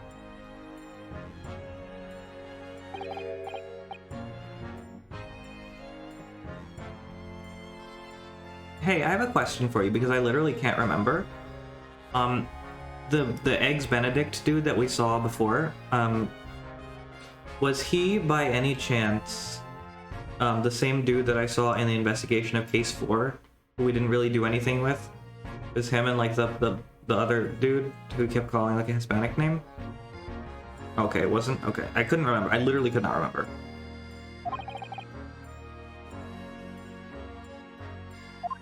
I think it's I'm perfectly honest, we need to wrap this up before too long. Can't afford to spend too much time on it. There are many articles to go through and it's taking forever, even the lad's working on a book. The problem? Because there's another case the yard needs to investigate urgently. Oh, they are? Okay.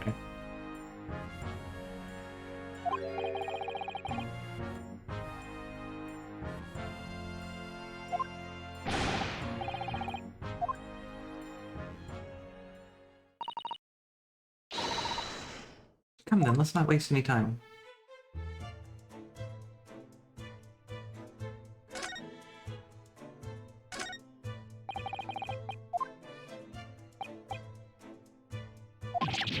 Every article, yeah.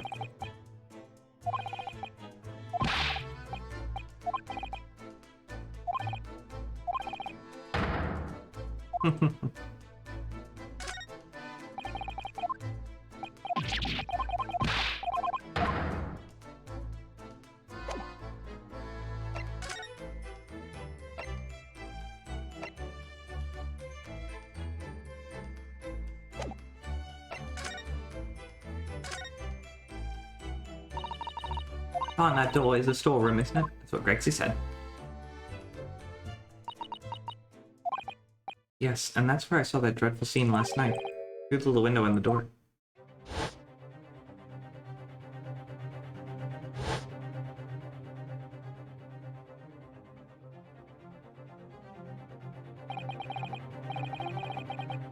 Mr. Windibank, face down on the floor with Gina beside him. What a terrible scene. Oh my god. As the accused legal representative, you have the right to examine the scene, Mr. Naruto. You must make a thorough investigation. Yes, of course, and we will. And that door, that's the real scene of the crime. Don't worry, if there are clues in there, I'll find them. Now can we move in there, please?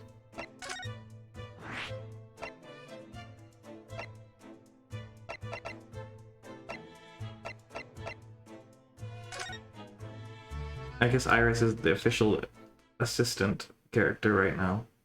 Makes sense.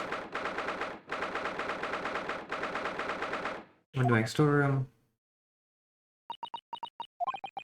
Poor Iris. She's planned out completely. Iris is bound to find this difficult. After all, Mr. Windibank's life was taken in this very room only last night.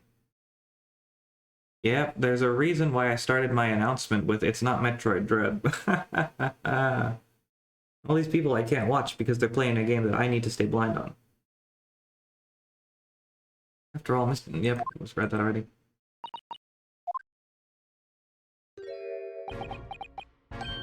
Ah. Wait, Inspector. What is it now, Sunshine? What is it now, Sunshine? He took one look at me and tried to run away. Like a Scotland Yard inspector would run away from some jumped up little defense lawyer, would you? Well... I've never seen her ladyship looking like that before, this is the thing. I didn't know what to say to her. They weren't looking at it for me, you were running away from a 10-year-old. I'm afraid this is all a little much for young Iris. Some gentle reassurance might go a long way, perhaps, Inspector. Yeah?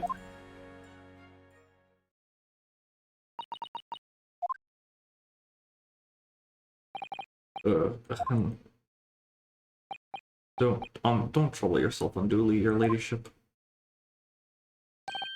I mean, at least you're not dead, are you? Oh my god, you're really bad at this. I don't think that went very well. Why? Look, I'm in the middle of an investigation here, Sunshine. I've told you not to get under my feet. We have to investigate and do ourselves. Yes, we'd hear more what the socially inept inspector has to say. Oh, howdy. And inquire into how Mr. Sholmes' operation is going.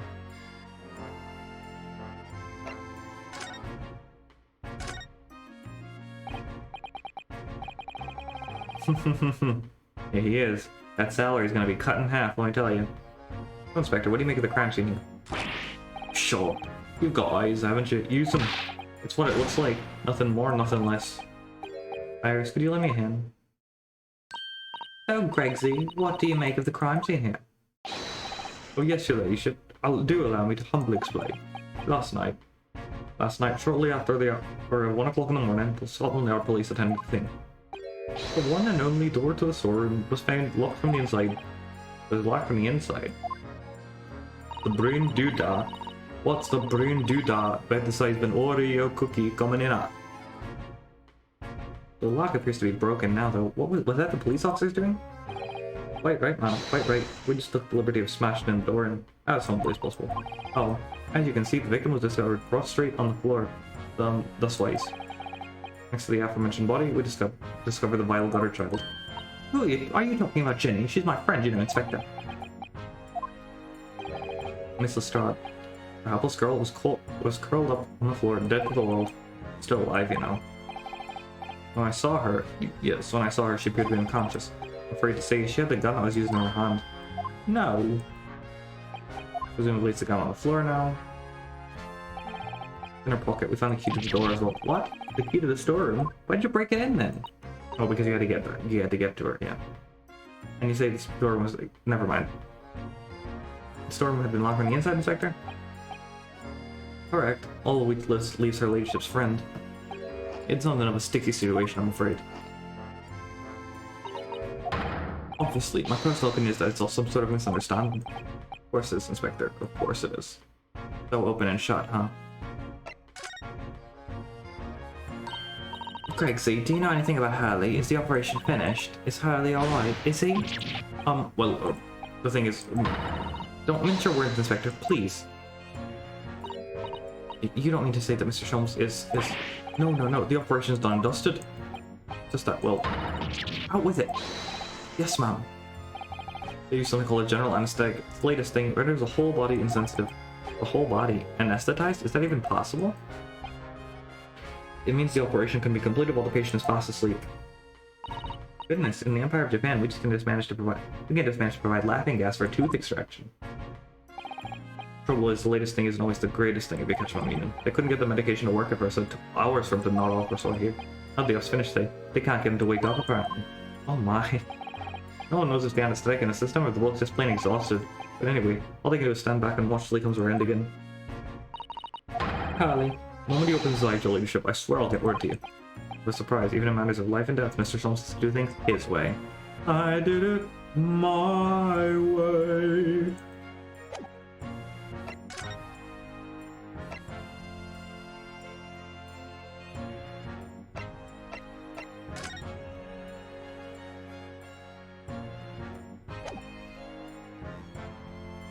Probably don't want to present this, but... What do you make of this? Ah, what did I do? What did I do? Yes, this is the ticket for Mr. McGilda's overcoat. The one the little diver turned up with yesterday. Oh, actually, no, it's not. Really? Think you know better than me, do you? No, I didn't mean to, Bruno's right, Gregsy. It isn't the same ticket. Of course it isn't. Of course it isn't. I'd never doubted you, your ladyship. So, what's all this about then, if I might be so bold as to ask? This is a second ticket. No, not a second one. Seems that Mr. McGilda, in fact, had another article in storage here at Windibanks. Is that right? I think we need to discuss this further with the inspector, not Mr. Naruto. Oh good, because he's ever so easy to talk to.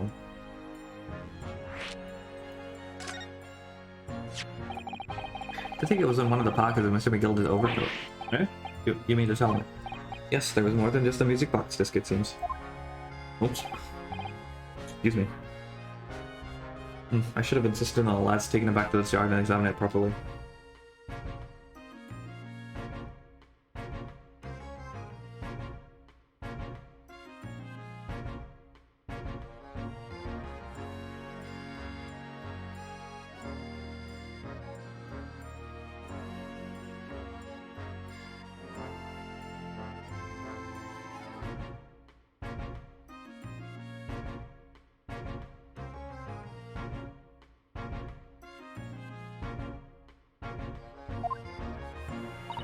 Well, according to the details on this ticket, Mr. McGilda deposited another article here with Mr. Windibank. Yes, I can see it written here. A small box, was it? I see it right back there. Do you have any idea where it is, Gregsy? Any idea at all? On the article belonged to Mr. McGilda. It could have been an important clue. Well, yes, I suppose it could be. Please, stop looking at the big turquoise eyes, all full of hope and expectation. Too much pressure. I'll lose my marbles. I'll go barking. There's no time for dog impressions, Inspector. That's enough sauce from you, sunshine. There's one thing that springs to mind. According to this ticket, the redemption deadline's already passed, has it?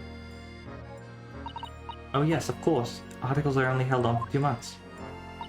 The small box will no longer be in here then. That's right, it's been forfeited. Which means it could be on the shelves in the front of the shop where the forfeited items are offered for sale. Yes, the shelves in the front, we must search them at once. Aren't you doing that now? You're wasting your time. There are dozens of little boxes out there, hundreds even. Can't possibly know which one might have been Mr. McGillicud's. That information's not written in the ledger. Ugh. Well, I think we should at least have a look, just in case. What's your ladyship? Of course. Very sensible of you, I'm sure. This is getting old. Yes, ass. Please have marked the chalk line.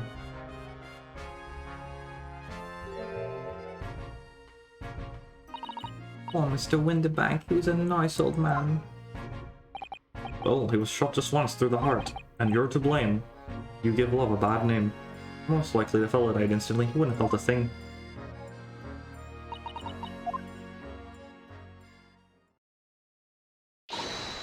Aha! I may very well be able to help that. What? There's nothing like the sight of blood to get the blood pumping, is it, Bruno? Ugh, I have a feeling I was not as bloody-minded as you are. I'm afraid the sight of blood makes my blood run cold. There you have it, you see. When it comes to blood, we're all different types. Yes, what a scientific observation. But you need this. Oh no, what is that scary-looking thing? Harley and I haven't actually come up with a name for it yet. As soon as you see it in action, you'll understand what it does.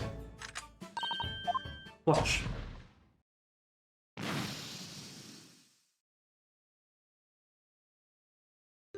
Like luminol. Oh, the color of the bloodstain has changed. Yeah, doesn't make sense. It's still red on the... Yes, I think I'm starting to understand. Good. It works on the principle that different people have different types of blood, you see. Yes, how wonderful. The chemical it fires combines with the blood and makes it change color. So you can identify whose blood it is that you're looking at in a flash. Oh, what a fabulous invention, Iris. Isn't it? Isn't it? I bet Jane would say it's... bleeding great. What blood are we looking at then? This must be Mr. Windibank's blood. Yes, this is where he was shot, though, so... Any question of that? This could turn out to be a very valuable clue. We simply must make a note of it. Let's keep testing and adding the results of any other person's blood analysis to the portfolio. As long as I have reagent left, sure. Wait. No, we don't have that.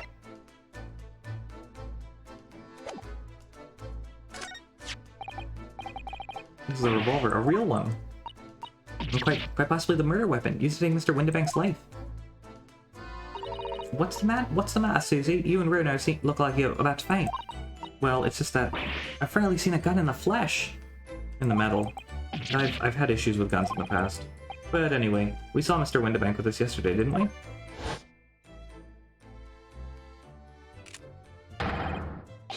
Okay, yes. Okay, Vernon Dursley, come on. Must be the same gun. And last night, when I looked through the spy hole in the door to the storeroom here,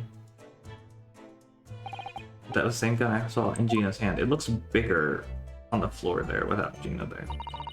Mr. Windibank told us they only ever had a single bullet loaded in his revolver, didn't he? Well, it's empty now. The one and only bullet he had in his gun has been fired. You'd be fairly certain that only a single shot was fired with this revolver. You're not going to add that to your evidence? Come on. Out of all the articles in the storm, this is the only thing that shows any sign of being ransacked. Ah, what is it? What is it, Iris? That's the box file my manuscript is being kept in. Oh, Iris's unpublished story, The Hound of the Baskervilles. Surely that's not what all this.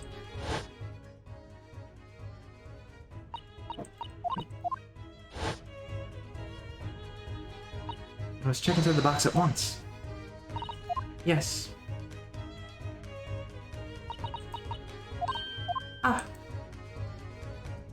It was there. Iris' story was there. Really? It was? Well, that's good news, isn't it, Iris? Hey, welcome back with the pizza rolls. Yes. I mean, of course I believed Harley when he said he deposited it here, but still. A relief to actually see it. Really? Because it's not a very well-hidden frown. Okay.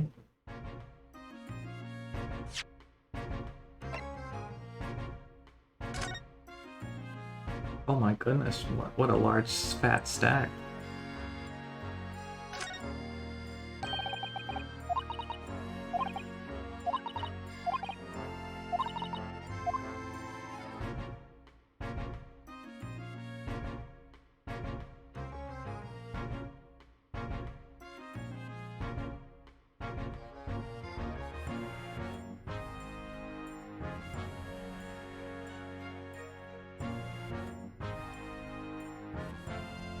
It's the only thing of note on this thing, so...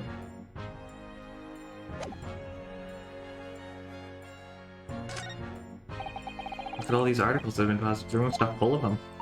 I can't believe how many there are. Bicycle, gramophone, musical instruments, even some enormous paintings, look. Pieces of different people's lives, quietly gathering dust and you together. Very peaceful by the atmosphere here. At least there would be, if not for the chocolate outline on the floor and the policeman shuffling around. Not much I can do about that, sunshine.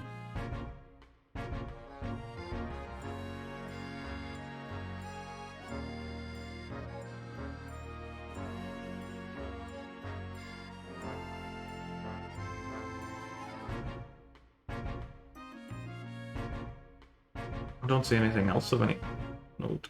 Oh, this. This again? Don't worry, I'm alright. We must find the true culprit. Yes! Oh, that's it? Okay, I think we're done here. I don't see anything else of note. Make sure Gregson doesn't have anything else to say. Present him this just in case. See. Is that what I think it is? Your ladyship's latest? Yes, my latest story. It's called The Hound of the Baskervilles. A most fascinating title, your ladyship. Fascinating. I don't suppose. Would there be any mention of my humble self in the tale this time? Good question. I can't really remember. I see. Well, would you, your ladyship? Why would you, ladyship? Let's await its publication with eager anticipation. You needn't worry, Inspector. I'm sure if you do appear, you won't be doing anything particularly remarkable. You're looking to be arrested, Sunshine. I didn't mean it like that, and even if I did, you wouldn't have been the ladyship's head off, would you? I haven't done this yet. I haven't presented my badge to anybody. What a disappointment. Oh, he's definitely the gumshoe of this game. He's the Inspector.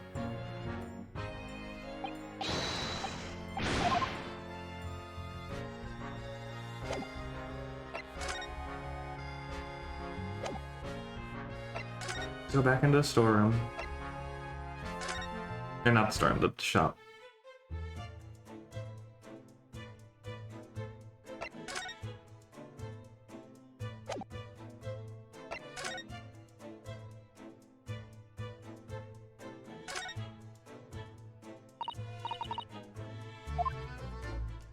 That's right, they've all got little price labels on them, but there's so many. Let's leave with the box. How many boxes? It could be any one of them. Mr. Shelm said that the pawnbrokers were the safest place to store anything, more secure than a bank's full. Perhaps a small box of Mr. Regilda's contains something of very high value. If that's the case, he probably kept it locked. Then we need to find every box with a lock and break them all open. Hiya! Oh, Susato. That sort of misconduct will get you arrested. I won't let that happen. Oh, that takes me back. It's been some time since Susato-san last threw me. It's true.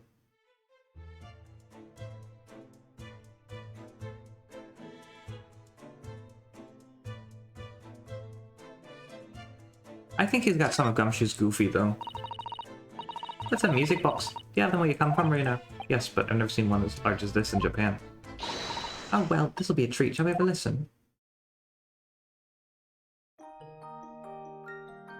So pretty. What do you think? Isn't it a pretty sound? Beautiful sound, yes, but a little hard to enjoy when all the policemen in the room are giving you fierce looks. Never mind that. If any of them say anything, I'll tell Gregsy to have a word. Iris Wilson, Superintendent of Scotland Yard.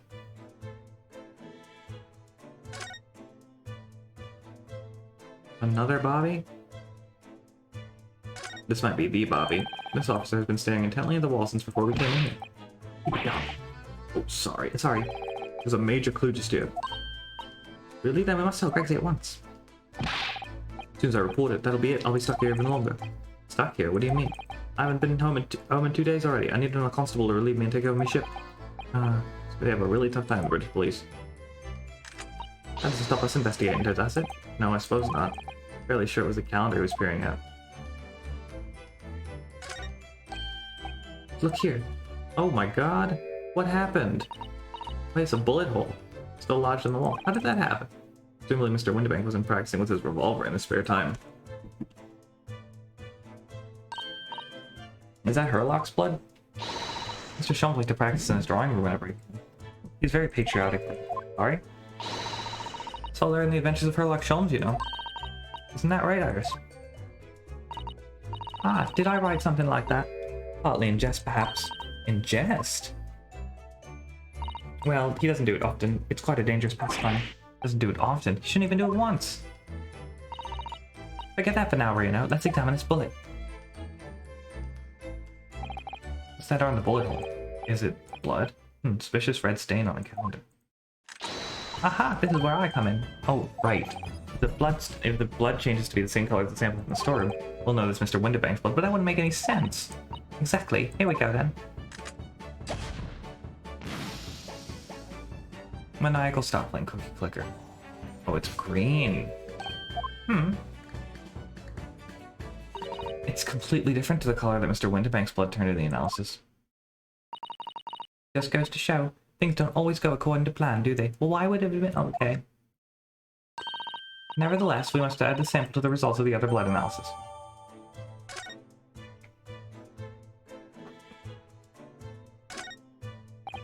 This is the strange contraption that lets you see pictures.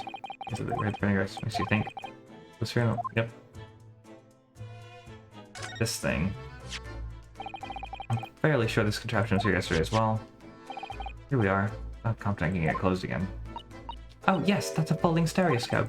Really? This is a stereoscope? Mr. Sholmes sold us the picture yesterday that I was supposed to see in 3 dimensions. But for that, you used a great big contraption over there. Ah, well, that's for use in public houses and places like that. It contains a carousel with all sorts of pictures inside. Those little things are much simpler designed for use at home. There's special shops selling prints that you can use in them. I have a little collection myself. I wonder if I could make money off of these in Japan. It would beat keeping my toilet sparkling clean anyway. Oh man, he's cleaning the toilet too.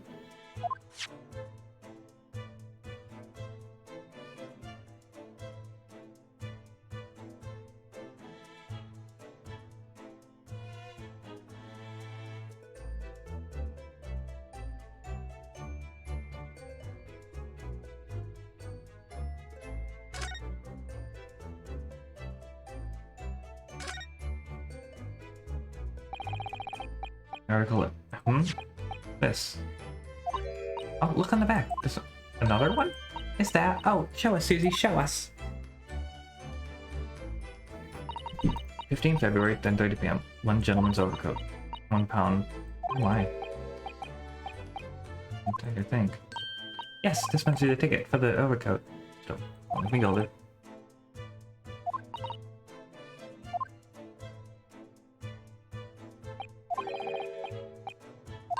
Oh, I think I got ahead of myself before.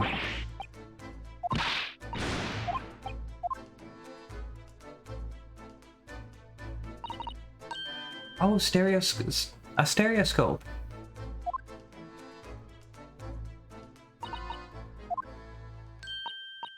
I've got it. These 2 photographs had an amazing secret. Secret? Yep. You must tell us, Iris, at once. You really, really, really want to know?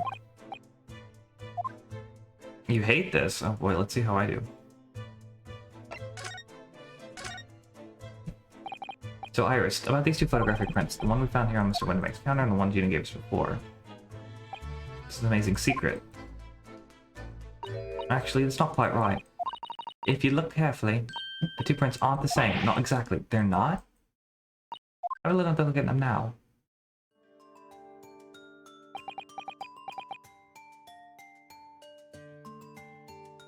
Yeah, they're not the same at all. Look at the direction the cat is looking for one, I think, is screwed up. But also, this one seems to be taken at an angle a little. The one on the left seems to be taken at an angle a little bit to the right.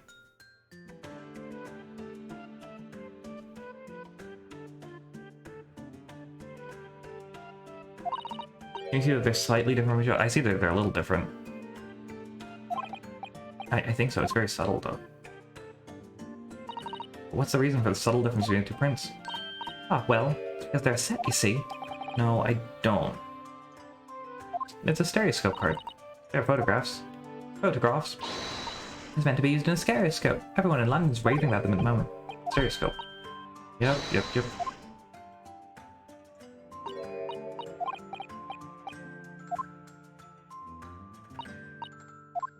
Well, actually, quite possible to see the same depth in pictures even without one of those contraptions. What? Really? Do you know how a pair of flat photographic prints can appear to have any depth in the first place? No, I have no idea. Oh, wonderful. I'll never be able to tell you. Over the moon, bless her. I'll figure this out. Don't help me quite yet. I, for one, would simply have to know.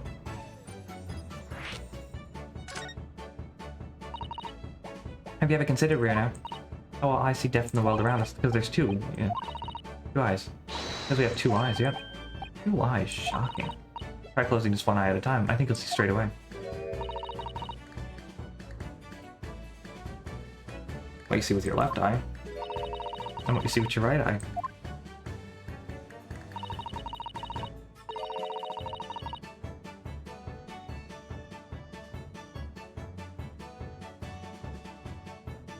Ever so slightly, you get a different view with each eye.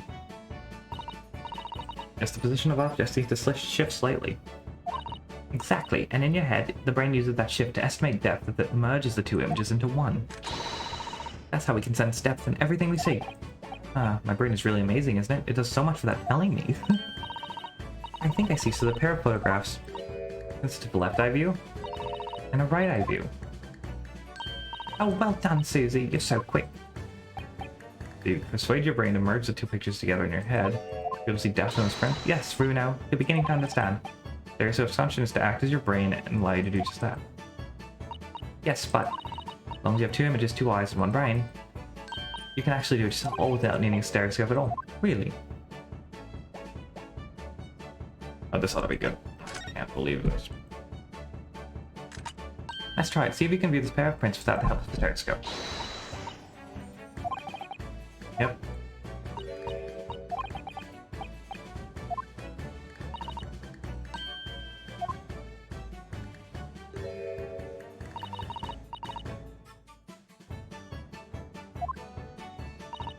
It hurts to do that.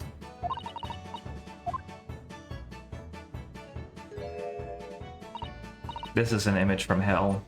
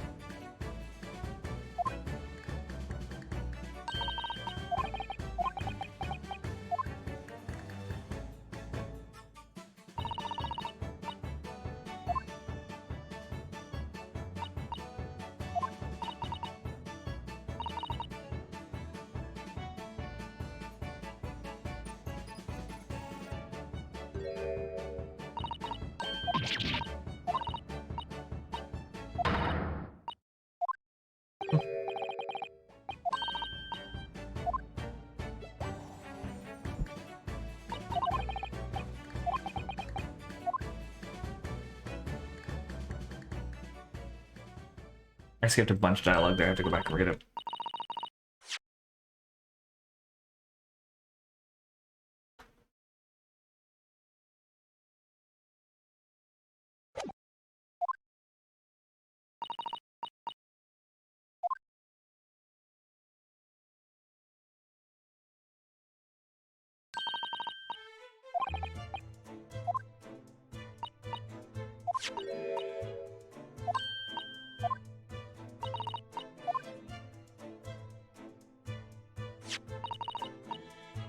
Over here, yep. Set the pair of photographs in a stand at the back and... Alright, it's still amazing even though I know roughly how it works. Well, London seems to agree with you. Stereoscopes are very popular at the moment. You can find one of these folding contraptions lots of households in the capital apparently. These little machines are so affordable. Surely there's no need to go around staring cross-eyed at pictures like you hate them. But it's much more satisfying to see the effect with your own eyes. At least, well, I think so anyway. In any case.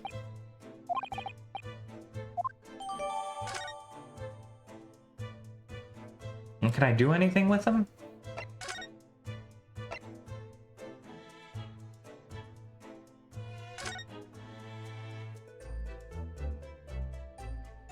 And please deal with this.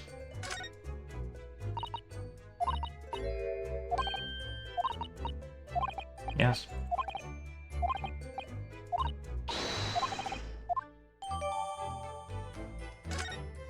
Do that again. Cool.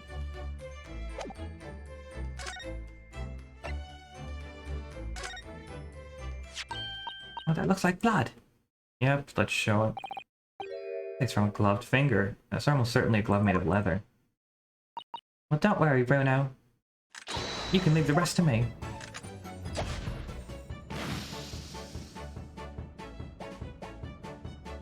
Purple.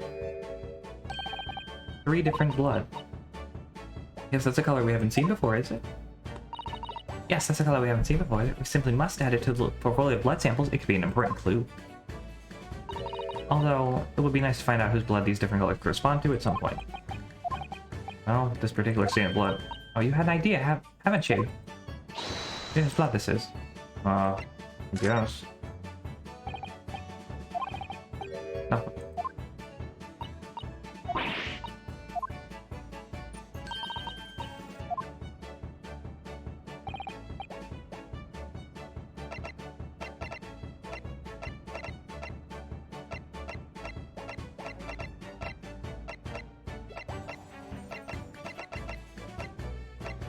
Oh, fucking no.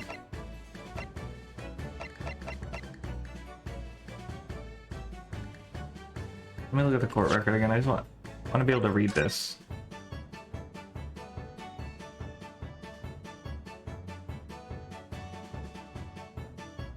For the overcoat, okay.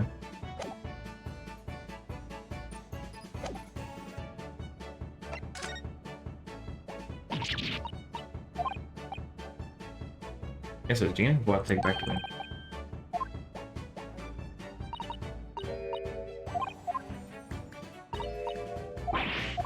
Oh, well, I tried. I thought she wasn't. I thought she was bleeding at some point. My bad, and I didn't know she didn't own gloves.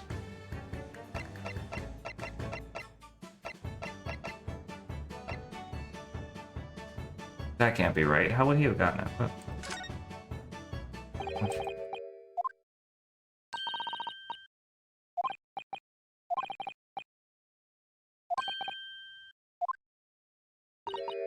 victim of the omnibus case? Yes, his name was indeed Mr. Thrice-Fired Mason. That means Bloodstain was left on the ticket 2 months ago. Yes, I think it was. Gina brought this ticket here to Windbags yesterday. I'm suggesting the Bloodstain was already on it at that time. The smear of blood from the time that Mr. Mason was killed off. There's a smear of blood from the time that Mr. Mason was killed off 2 months ago. Something else is coming back to me now. Mr. McGilder was also wearing leather gloves that night. Can I ask, his blood could hard stolen? Wouldn't rush to help a fellow bleeding from his stomach? I wasn't about to start worrying about gloves now, was I? I reached out to give the man a hand. It certainly does look like a leather-gloved thumbprint, this mark, but we know that Mr. McGilder had no injuries at the time anywhere on his body, in which we can conclude that any blood on the glove belonged to the victim, Mr. Mason. Mr. Naruto, you sound like just like Mr. Sholmes. Minus the quirky slip-up cycle. Yes, I think you're right, Bruno. Very well. Let's make a note of this. Yup.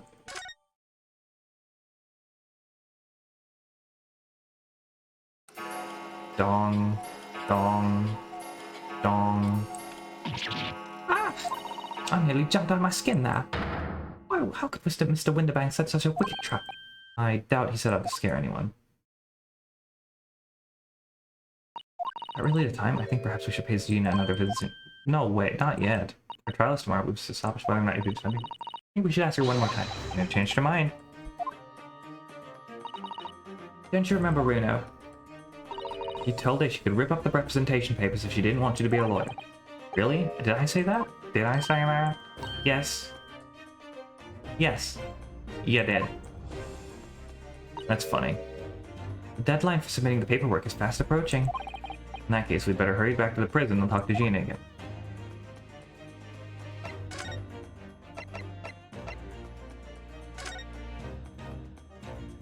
Poor Ginny. 16th April, 541. Look for them cell 13th. Lucky number. Ah. Gina, good. You're back. Ah.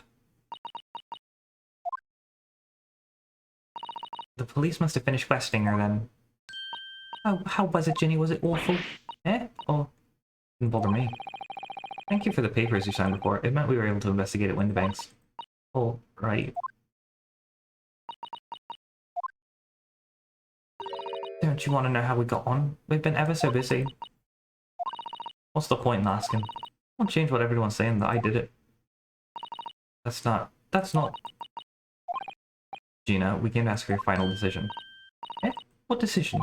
At tomorrow's trial, will you let me defend you, or not? I must submit the paperwork now if you'd like Mr. Naruhodo to represent you. Right. See. Really lost our fight all of a sudden. I know what that feels like. The worry's just so hard to bear.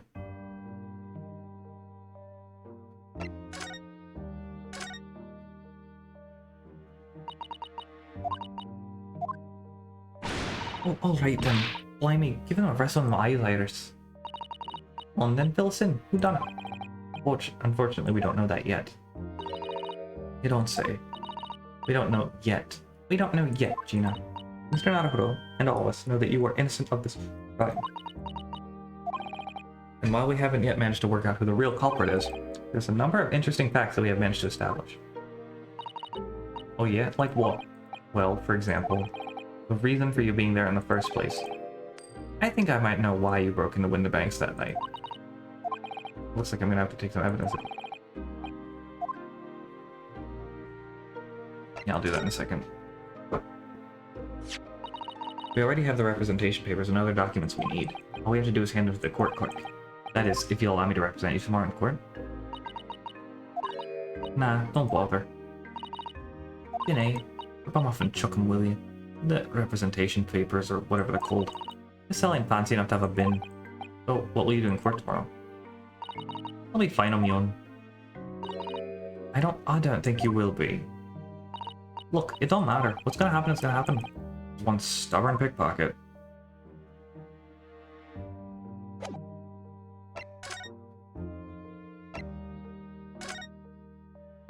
We found this in Mr. Windibank's storeroom. The manuscript of Iris' latest story. Ah. Oh, right. Well, that's good then. Curiously, the storeroom at Windibanks showed no sign of being ransacked for items of value or the like. With one exception. The box file that housed this manuscript. It was you, wasn't it, Gina, who broke open the box containing this manuscript last night? Eh? You were determined to find out whether or not the Hound of the Baskervilles was really there. That's the real reason you broke into the storeroom last night, isn't it? Ah! Why don't you tell us what happened, please?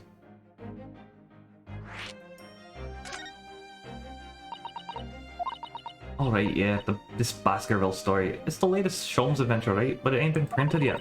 So I figured it's gotta be worth a fair few pieces of silver, right? Oh yes, at least 5,000 pounds. What? So, you intended to sell Iris's manuscript, did you? No. Ginny, how could you? Well, wait, no, hang on. Of course I wasn't gonna sell it. All I wanted to do was find out if the manuscript, or whatever you call it, was really there or not. It's the only reason I was there in the first place. For Iris' sake, right?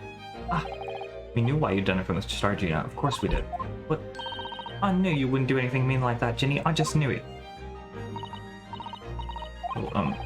When I saw the manuscript in the storeroom, it reminded me of what you said the night before. Grown-ups do a lot worse than that, believe me. Barefaced liars, a lot of them. You just ain't realized it yet. I'm telling you, that manuscript ain't at Windibanks. You'd soon see if you had a look. If I'm honest, I've wondered if Harley's telling me the truth sometimes. I mean, I sometimes wonder if he might have hidden my manuscript somewhere. Somewhere I don't know. Even though it's wrong of me to doubt him. Harley. Oh, Ginny, that was so sweet of you. Alright. I'll tell you why I did it. Just stop looking at me like that, Iris.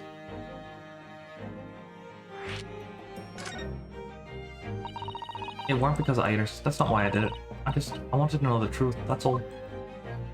I wanted to know Mr. Sholmes was being honest. If he'd really deposited the manuscript at Windibanks, It's like I told you the night before. I'm never had a father. But Iris's lot ain't like mine. She got her dad, only she can't see him. And I reckon that's gotta be harder. That's why she writes her stories. They're about her dad, really. That's what it sounded like to me anyway. Last night when I was listening to what you were saying. Stories about Daddy. You mean they're not the adventures of a great detective, so much as the adventures of a great detective and his trusty partner? Well, that's how I see it, yeah.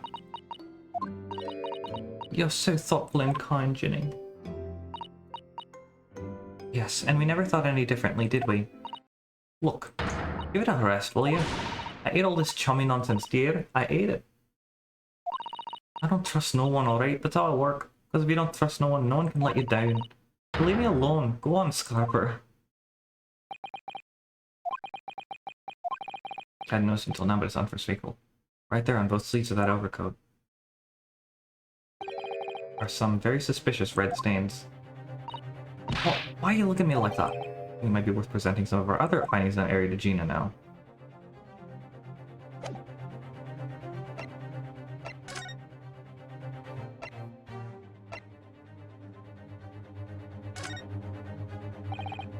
Those stains on the sleeves of your new coat, Gina. They're blood, aren't they? I'm not telling you it's blood, dude. Blood, Mr. Naruto? You don't appear to have any obvious wounds yourself, though, so could it be blood that's spattered from Mr. Windibank when he was shot last night? Let's not beat around the bush here. This trusty friend of mine will get results much faster than anything else. Eh? Take it easy, Iris. Don't move, Ginny. I'm gonna shoot.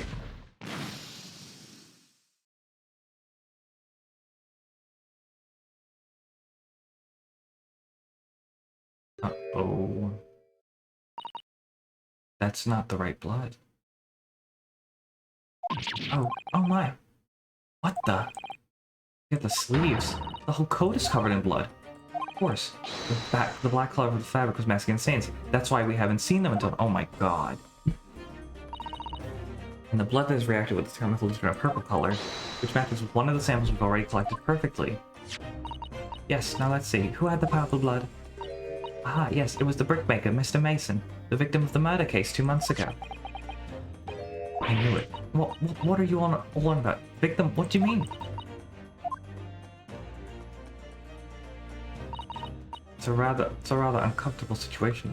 A rather uncomfortable situation, Mr. Naruto, but I think this makes things quickly. It's the omnibus case. The omnibus case is finally solved. The truth about who really murdered the brickmaker, Mr. Mason, is revealed. Wait, would someone explain what's going on? Stop telling half a story.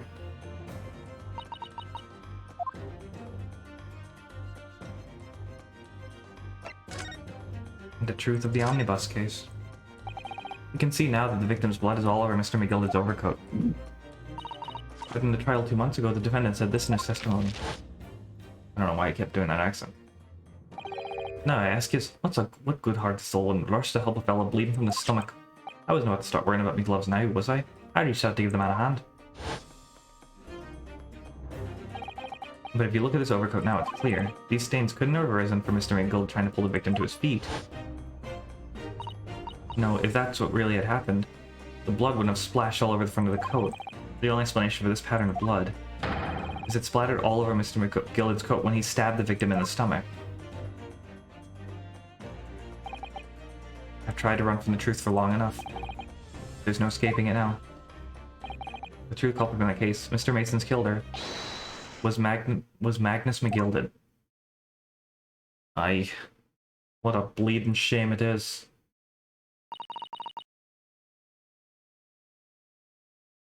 If I'm being honest with you, that's kind of, the job of a lawyer. I did my job. I mean, I didn't know the truth. The evidence didn't really point to McGilded anyway, I guess. But it was also forged. I don't know, man. I don't know. It sucks, but, like, this is bound to happen to, like, any lawyer. Mr. Naruto, that horrible case is solved at last, and I helped the man walk free from that trial. He used all the twisted testimony and all that sham evidence to prove his innocence. How could I have let that happen? Bruno, did you believe him, though? Did you believe Mr. McGillicuddy was innocent? I believed. Or rather, I think I was trying to believe. I wanted to. Because believing in those you represent in court is a defense lawyer's greatest weapon. A weapon. Yeah, very bold. Before we came to Great Britain, a great friend of mine taught me a valuable lesson.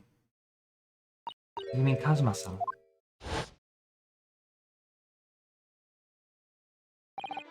Listen, Grinosuke.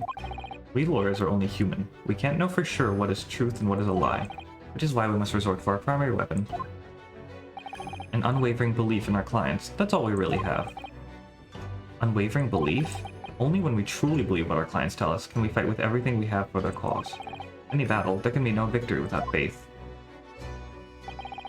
So I believe you, unwaveringly.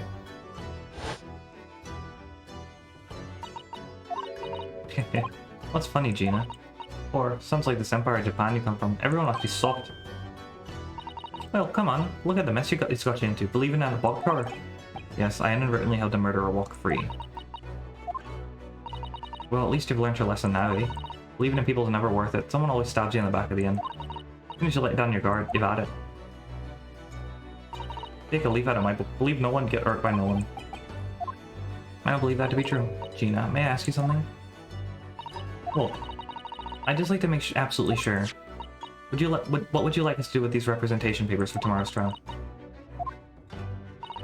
How many times do I have to say it? Rip them up and chuck them away. Are you really sure that's what you want? I bet that's what he wants and all now. Mr. I'm a believer lawyer over there. Don't forget it was me in that trial 2 months ago. I led everyone up the garden path, didn't I? And you're telling me you can believe in me after that? Not likely. I do, actually. Well, Mr. Naruto? Lawyer's primary weapon is an unwavering belief in his clients. Ultimately, it comes down to what? I trust her. Gina, let me say it again. Please allow me to represent you in tomorrow's trial. Eh? Are you half-baked? Not at all. You've not once admitted to committing the crime, have you? What's more, I believe you're telling me the truth. Seriously, Mr. Naruto. Mr. Naruto. Naruto? Didn't you hear all of what I said before? I'm a born liar. Fibs just trip off my tongue, and I'm a diver, don't forget. I pulled the wool over their eyes 2 months ago and got her into all sorts of trouble. Why would you ever trust me now? I just don't get it. Gina, I do understand why you chose not to put your trust in others. But I assure you, there is more to this life than you yet realize. What do you mean? The world we live in is full of people you would do very well to trust. People who won't ever let you down. Eh, it's true that I'm just a student of law. And I'm certainly lacking in courtroom experience. Oh, for sure, I'm not going past the investigation. I've already decided that from the moment I started the stream. I know this was going to be long, but I can promise you this. Whatever happens, until my very last breath, I'm completely on your side.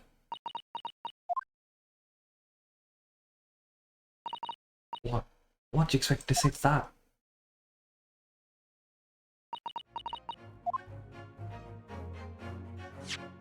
Then it's decided. I will take these papers now and carry out the necessary preparations for tomorrow's trial. It would be a shame to throw them away now after it's been penned with your name so beautifully. Do what you like. You Eastern lot are... I don't know what you are. I don't get you.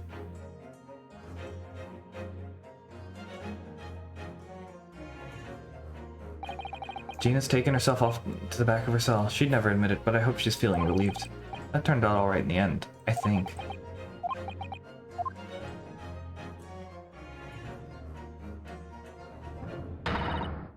Whoever's hiding there, show yourself at once. Eavesdropping is the height of cowardice. Miss Susato. Somebody's in there in the shadows. I can sense it. Somebody who wasn't there before. What? Blimey, you're sharp. I knew it. Suppose you were using one of those mystic Japanese arts, like the art of stealth I've heard so much about. If anyone's being stealthy, it was you, Inspector. Greg C. Oh dear me, I'm most terribly sorry, your ladyship. I didn't mean to startle you. How long have you been listening in on our conversation?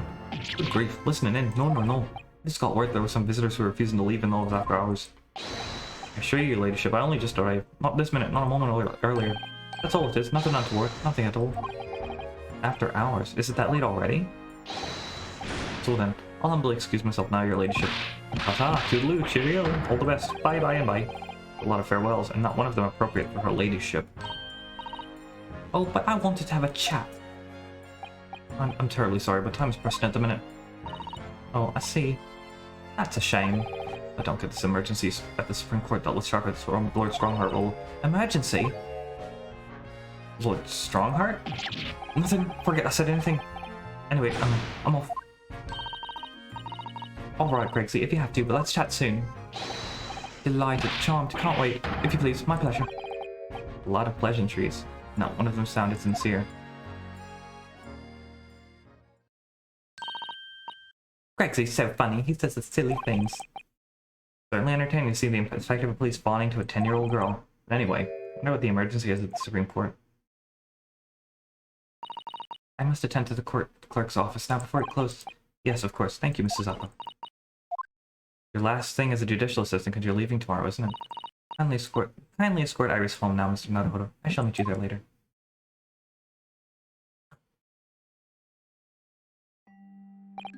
And so our investigation came to an end. Sato-san went to file the necessary papers for my defense of Gina the following day. And then it hit me. I could no longer suppress the wretched feeling that had been gnawing away at my insides.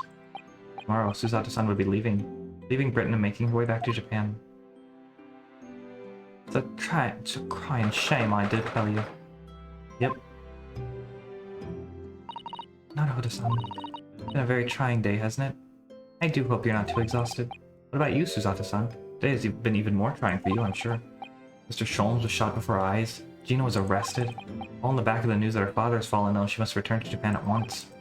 I hope your father recovers soon. Thank you for your kind words.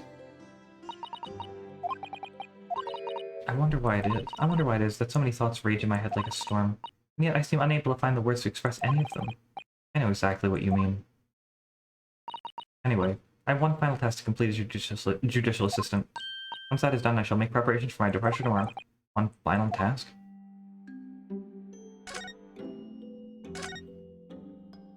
So much talking. It's almost 2 months since we arrived, but we've managed to establish this office. It was finally feeling as though we were settling in. I'd be lying if I said I felt no regret. I'm so sorry, Susato-san. Just so sudden. I really don't know what to think. I've had no time to gather my thoughts. I know we've only been here a short time, but my limited experience of the courtroom, I feel like I've learned something. And what would that be? It seems to me there are many facets to people's personalities. Facets? And like a jewel, the light plays off them in complex patterns, illuminating their actions and motives. But we only see a small number of the total facets, and what is illuminated is only part of a whole story. I missed something. Oh, okay. What lies in the shadows, and what do those facets that we cannot see look like? Perhaps there are some parts we'll never lay eyes on, for as long as we live.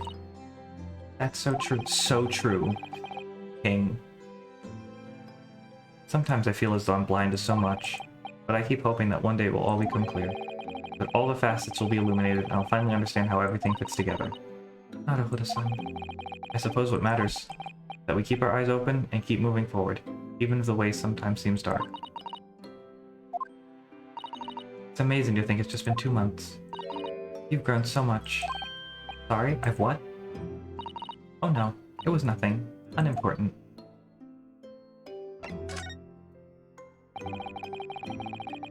Do you know what time you will leave London in the morning? Yes, I picked up my ticket earlier. I shall be leaving at 4 AM. See, well, I'll escort you to the station. Absolutely not. Sorry? I'm sure you realize why I couldn't possibly let you do that. You have a very important day ahead of you tomorrow. Gina's trial. Yes, yes, I know, but every word you utter will have the potential to determine Gina's fate. You must get as much rest as possible.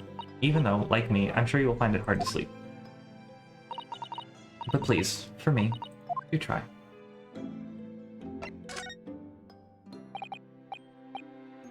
You mentioned one final task a moment ago. What do you mean? Oh my, I nearly forgot.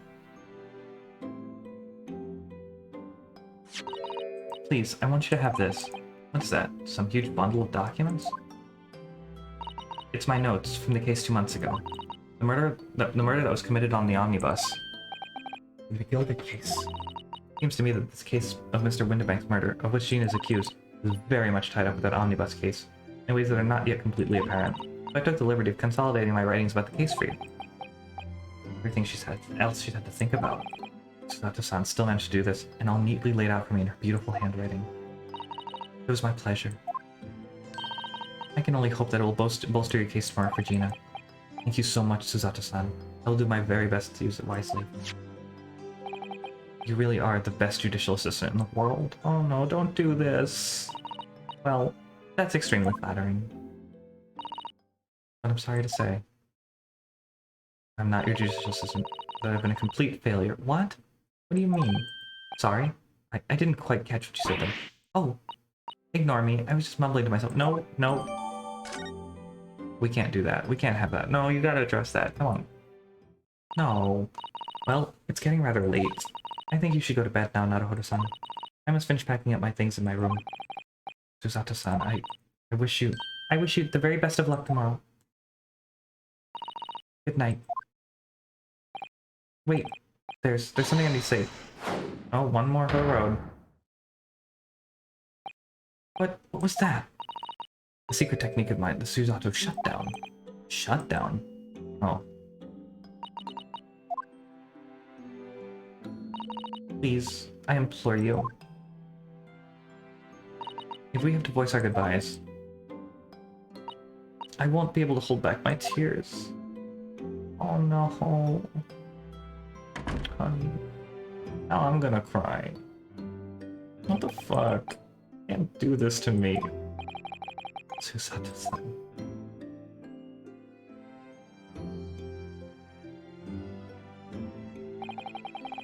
Truly had been a trying day. On our feet for hours, getting Gina to open up to us, and learning the truth about that nemesis of a case. Physically and mentally, I was exhausted, and yet the idea of sleep seemed impossible. But I forced myself to close my eyes, and it almost feel nothing changed at all, as a cacophony of scenes of our lives here in London played through my mind.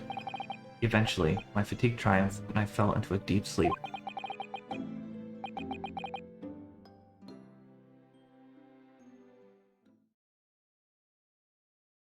Wow.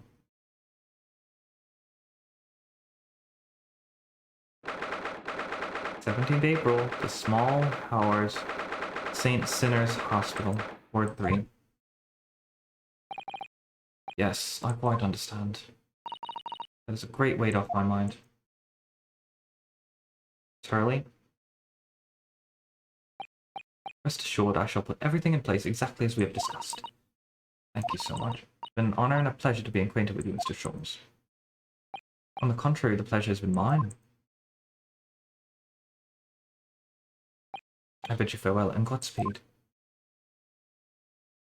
What is that? Susato? Oh, my dear madam.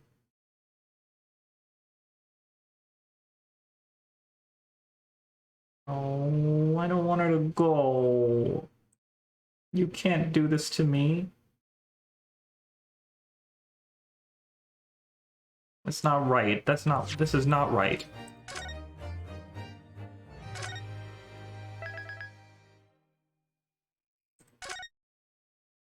I guess this is where we'll stop?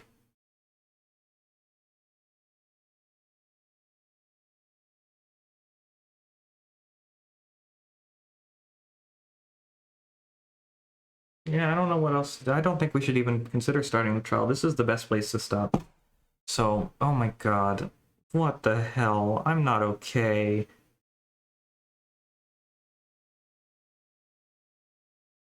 Yeah, I was told it was one continuous trial. Although, for the future, I would like to be surprised about that. Nothing, no worries, just, you know. But yeah, this is good. Thank you all for coming out. This is what a doozy of a case this is turning out to be. Oh my goodness gracious me. So, yeah, I guess we're gonna go raid somebody. I don't know what else to say. I'm not okay, but I am okay. But I'm having so much fun. But at the same time, it's like, game can't do this to me. Game got me in my feelings.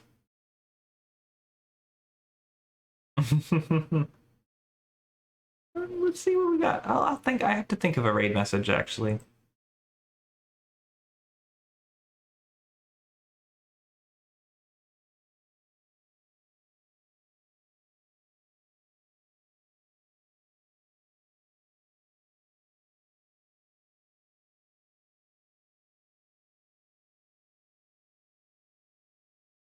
What's Junie playing right now? Art? Got art. I raid Meds all the time. It's not very often I get to raid Junie.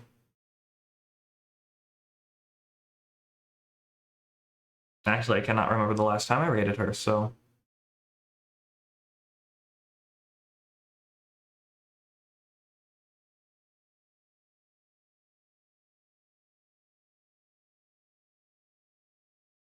Let's see. Um...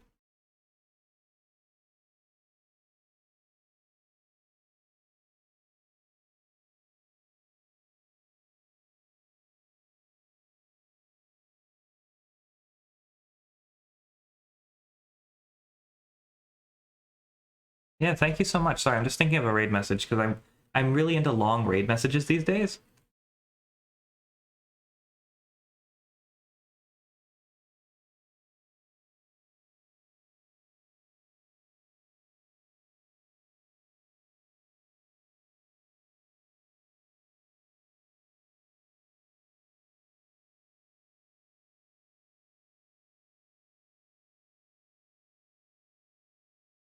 I am not okay with the audacity of this game. That is going to be the raid message because it's super long and honestly it's just how I feel at this moment in time. So that's what we're going to raid with. I'm not okay with the audacity of this game. Raid Junibug, who I believe is actually working on something related to me, so that's cool. So yeah, thank you all for coming out. We will do this again next Friday at 7:30 Eastern Standard. We're going to finish this game. I will take a short break from the Great Ace Attorney so I can do some other things. Because I'm not going to be around on the 22nd, so I can't stream that night. So I'll probably pick this up in November after we finish next week.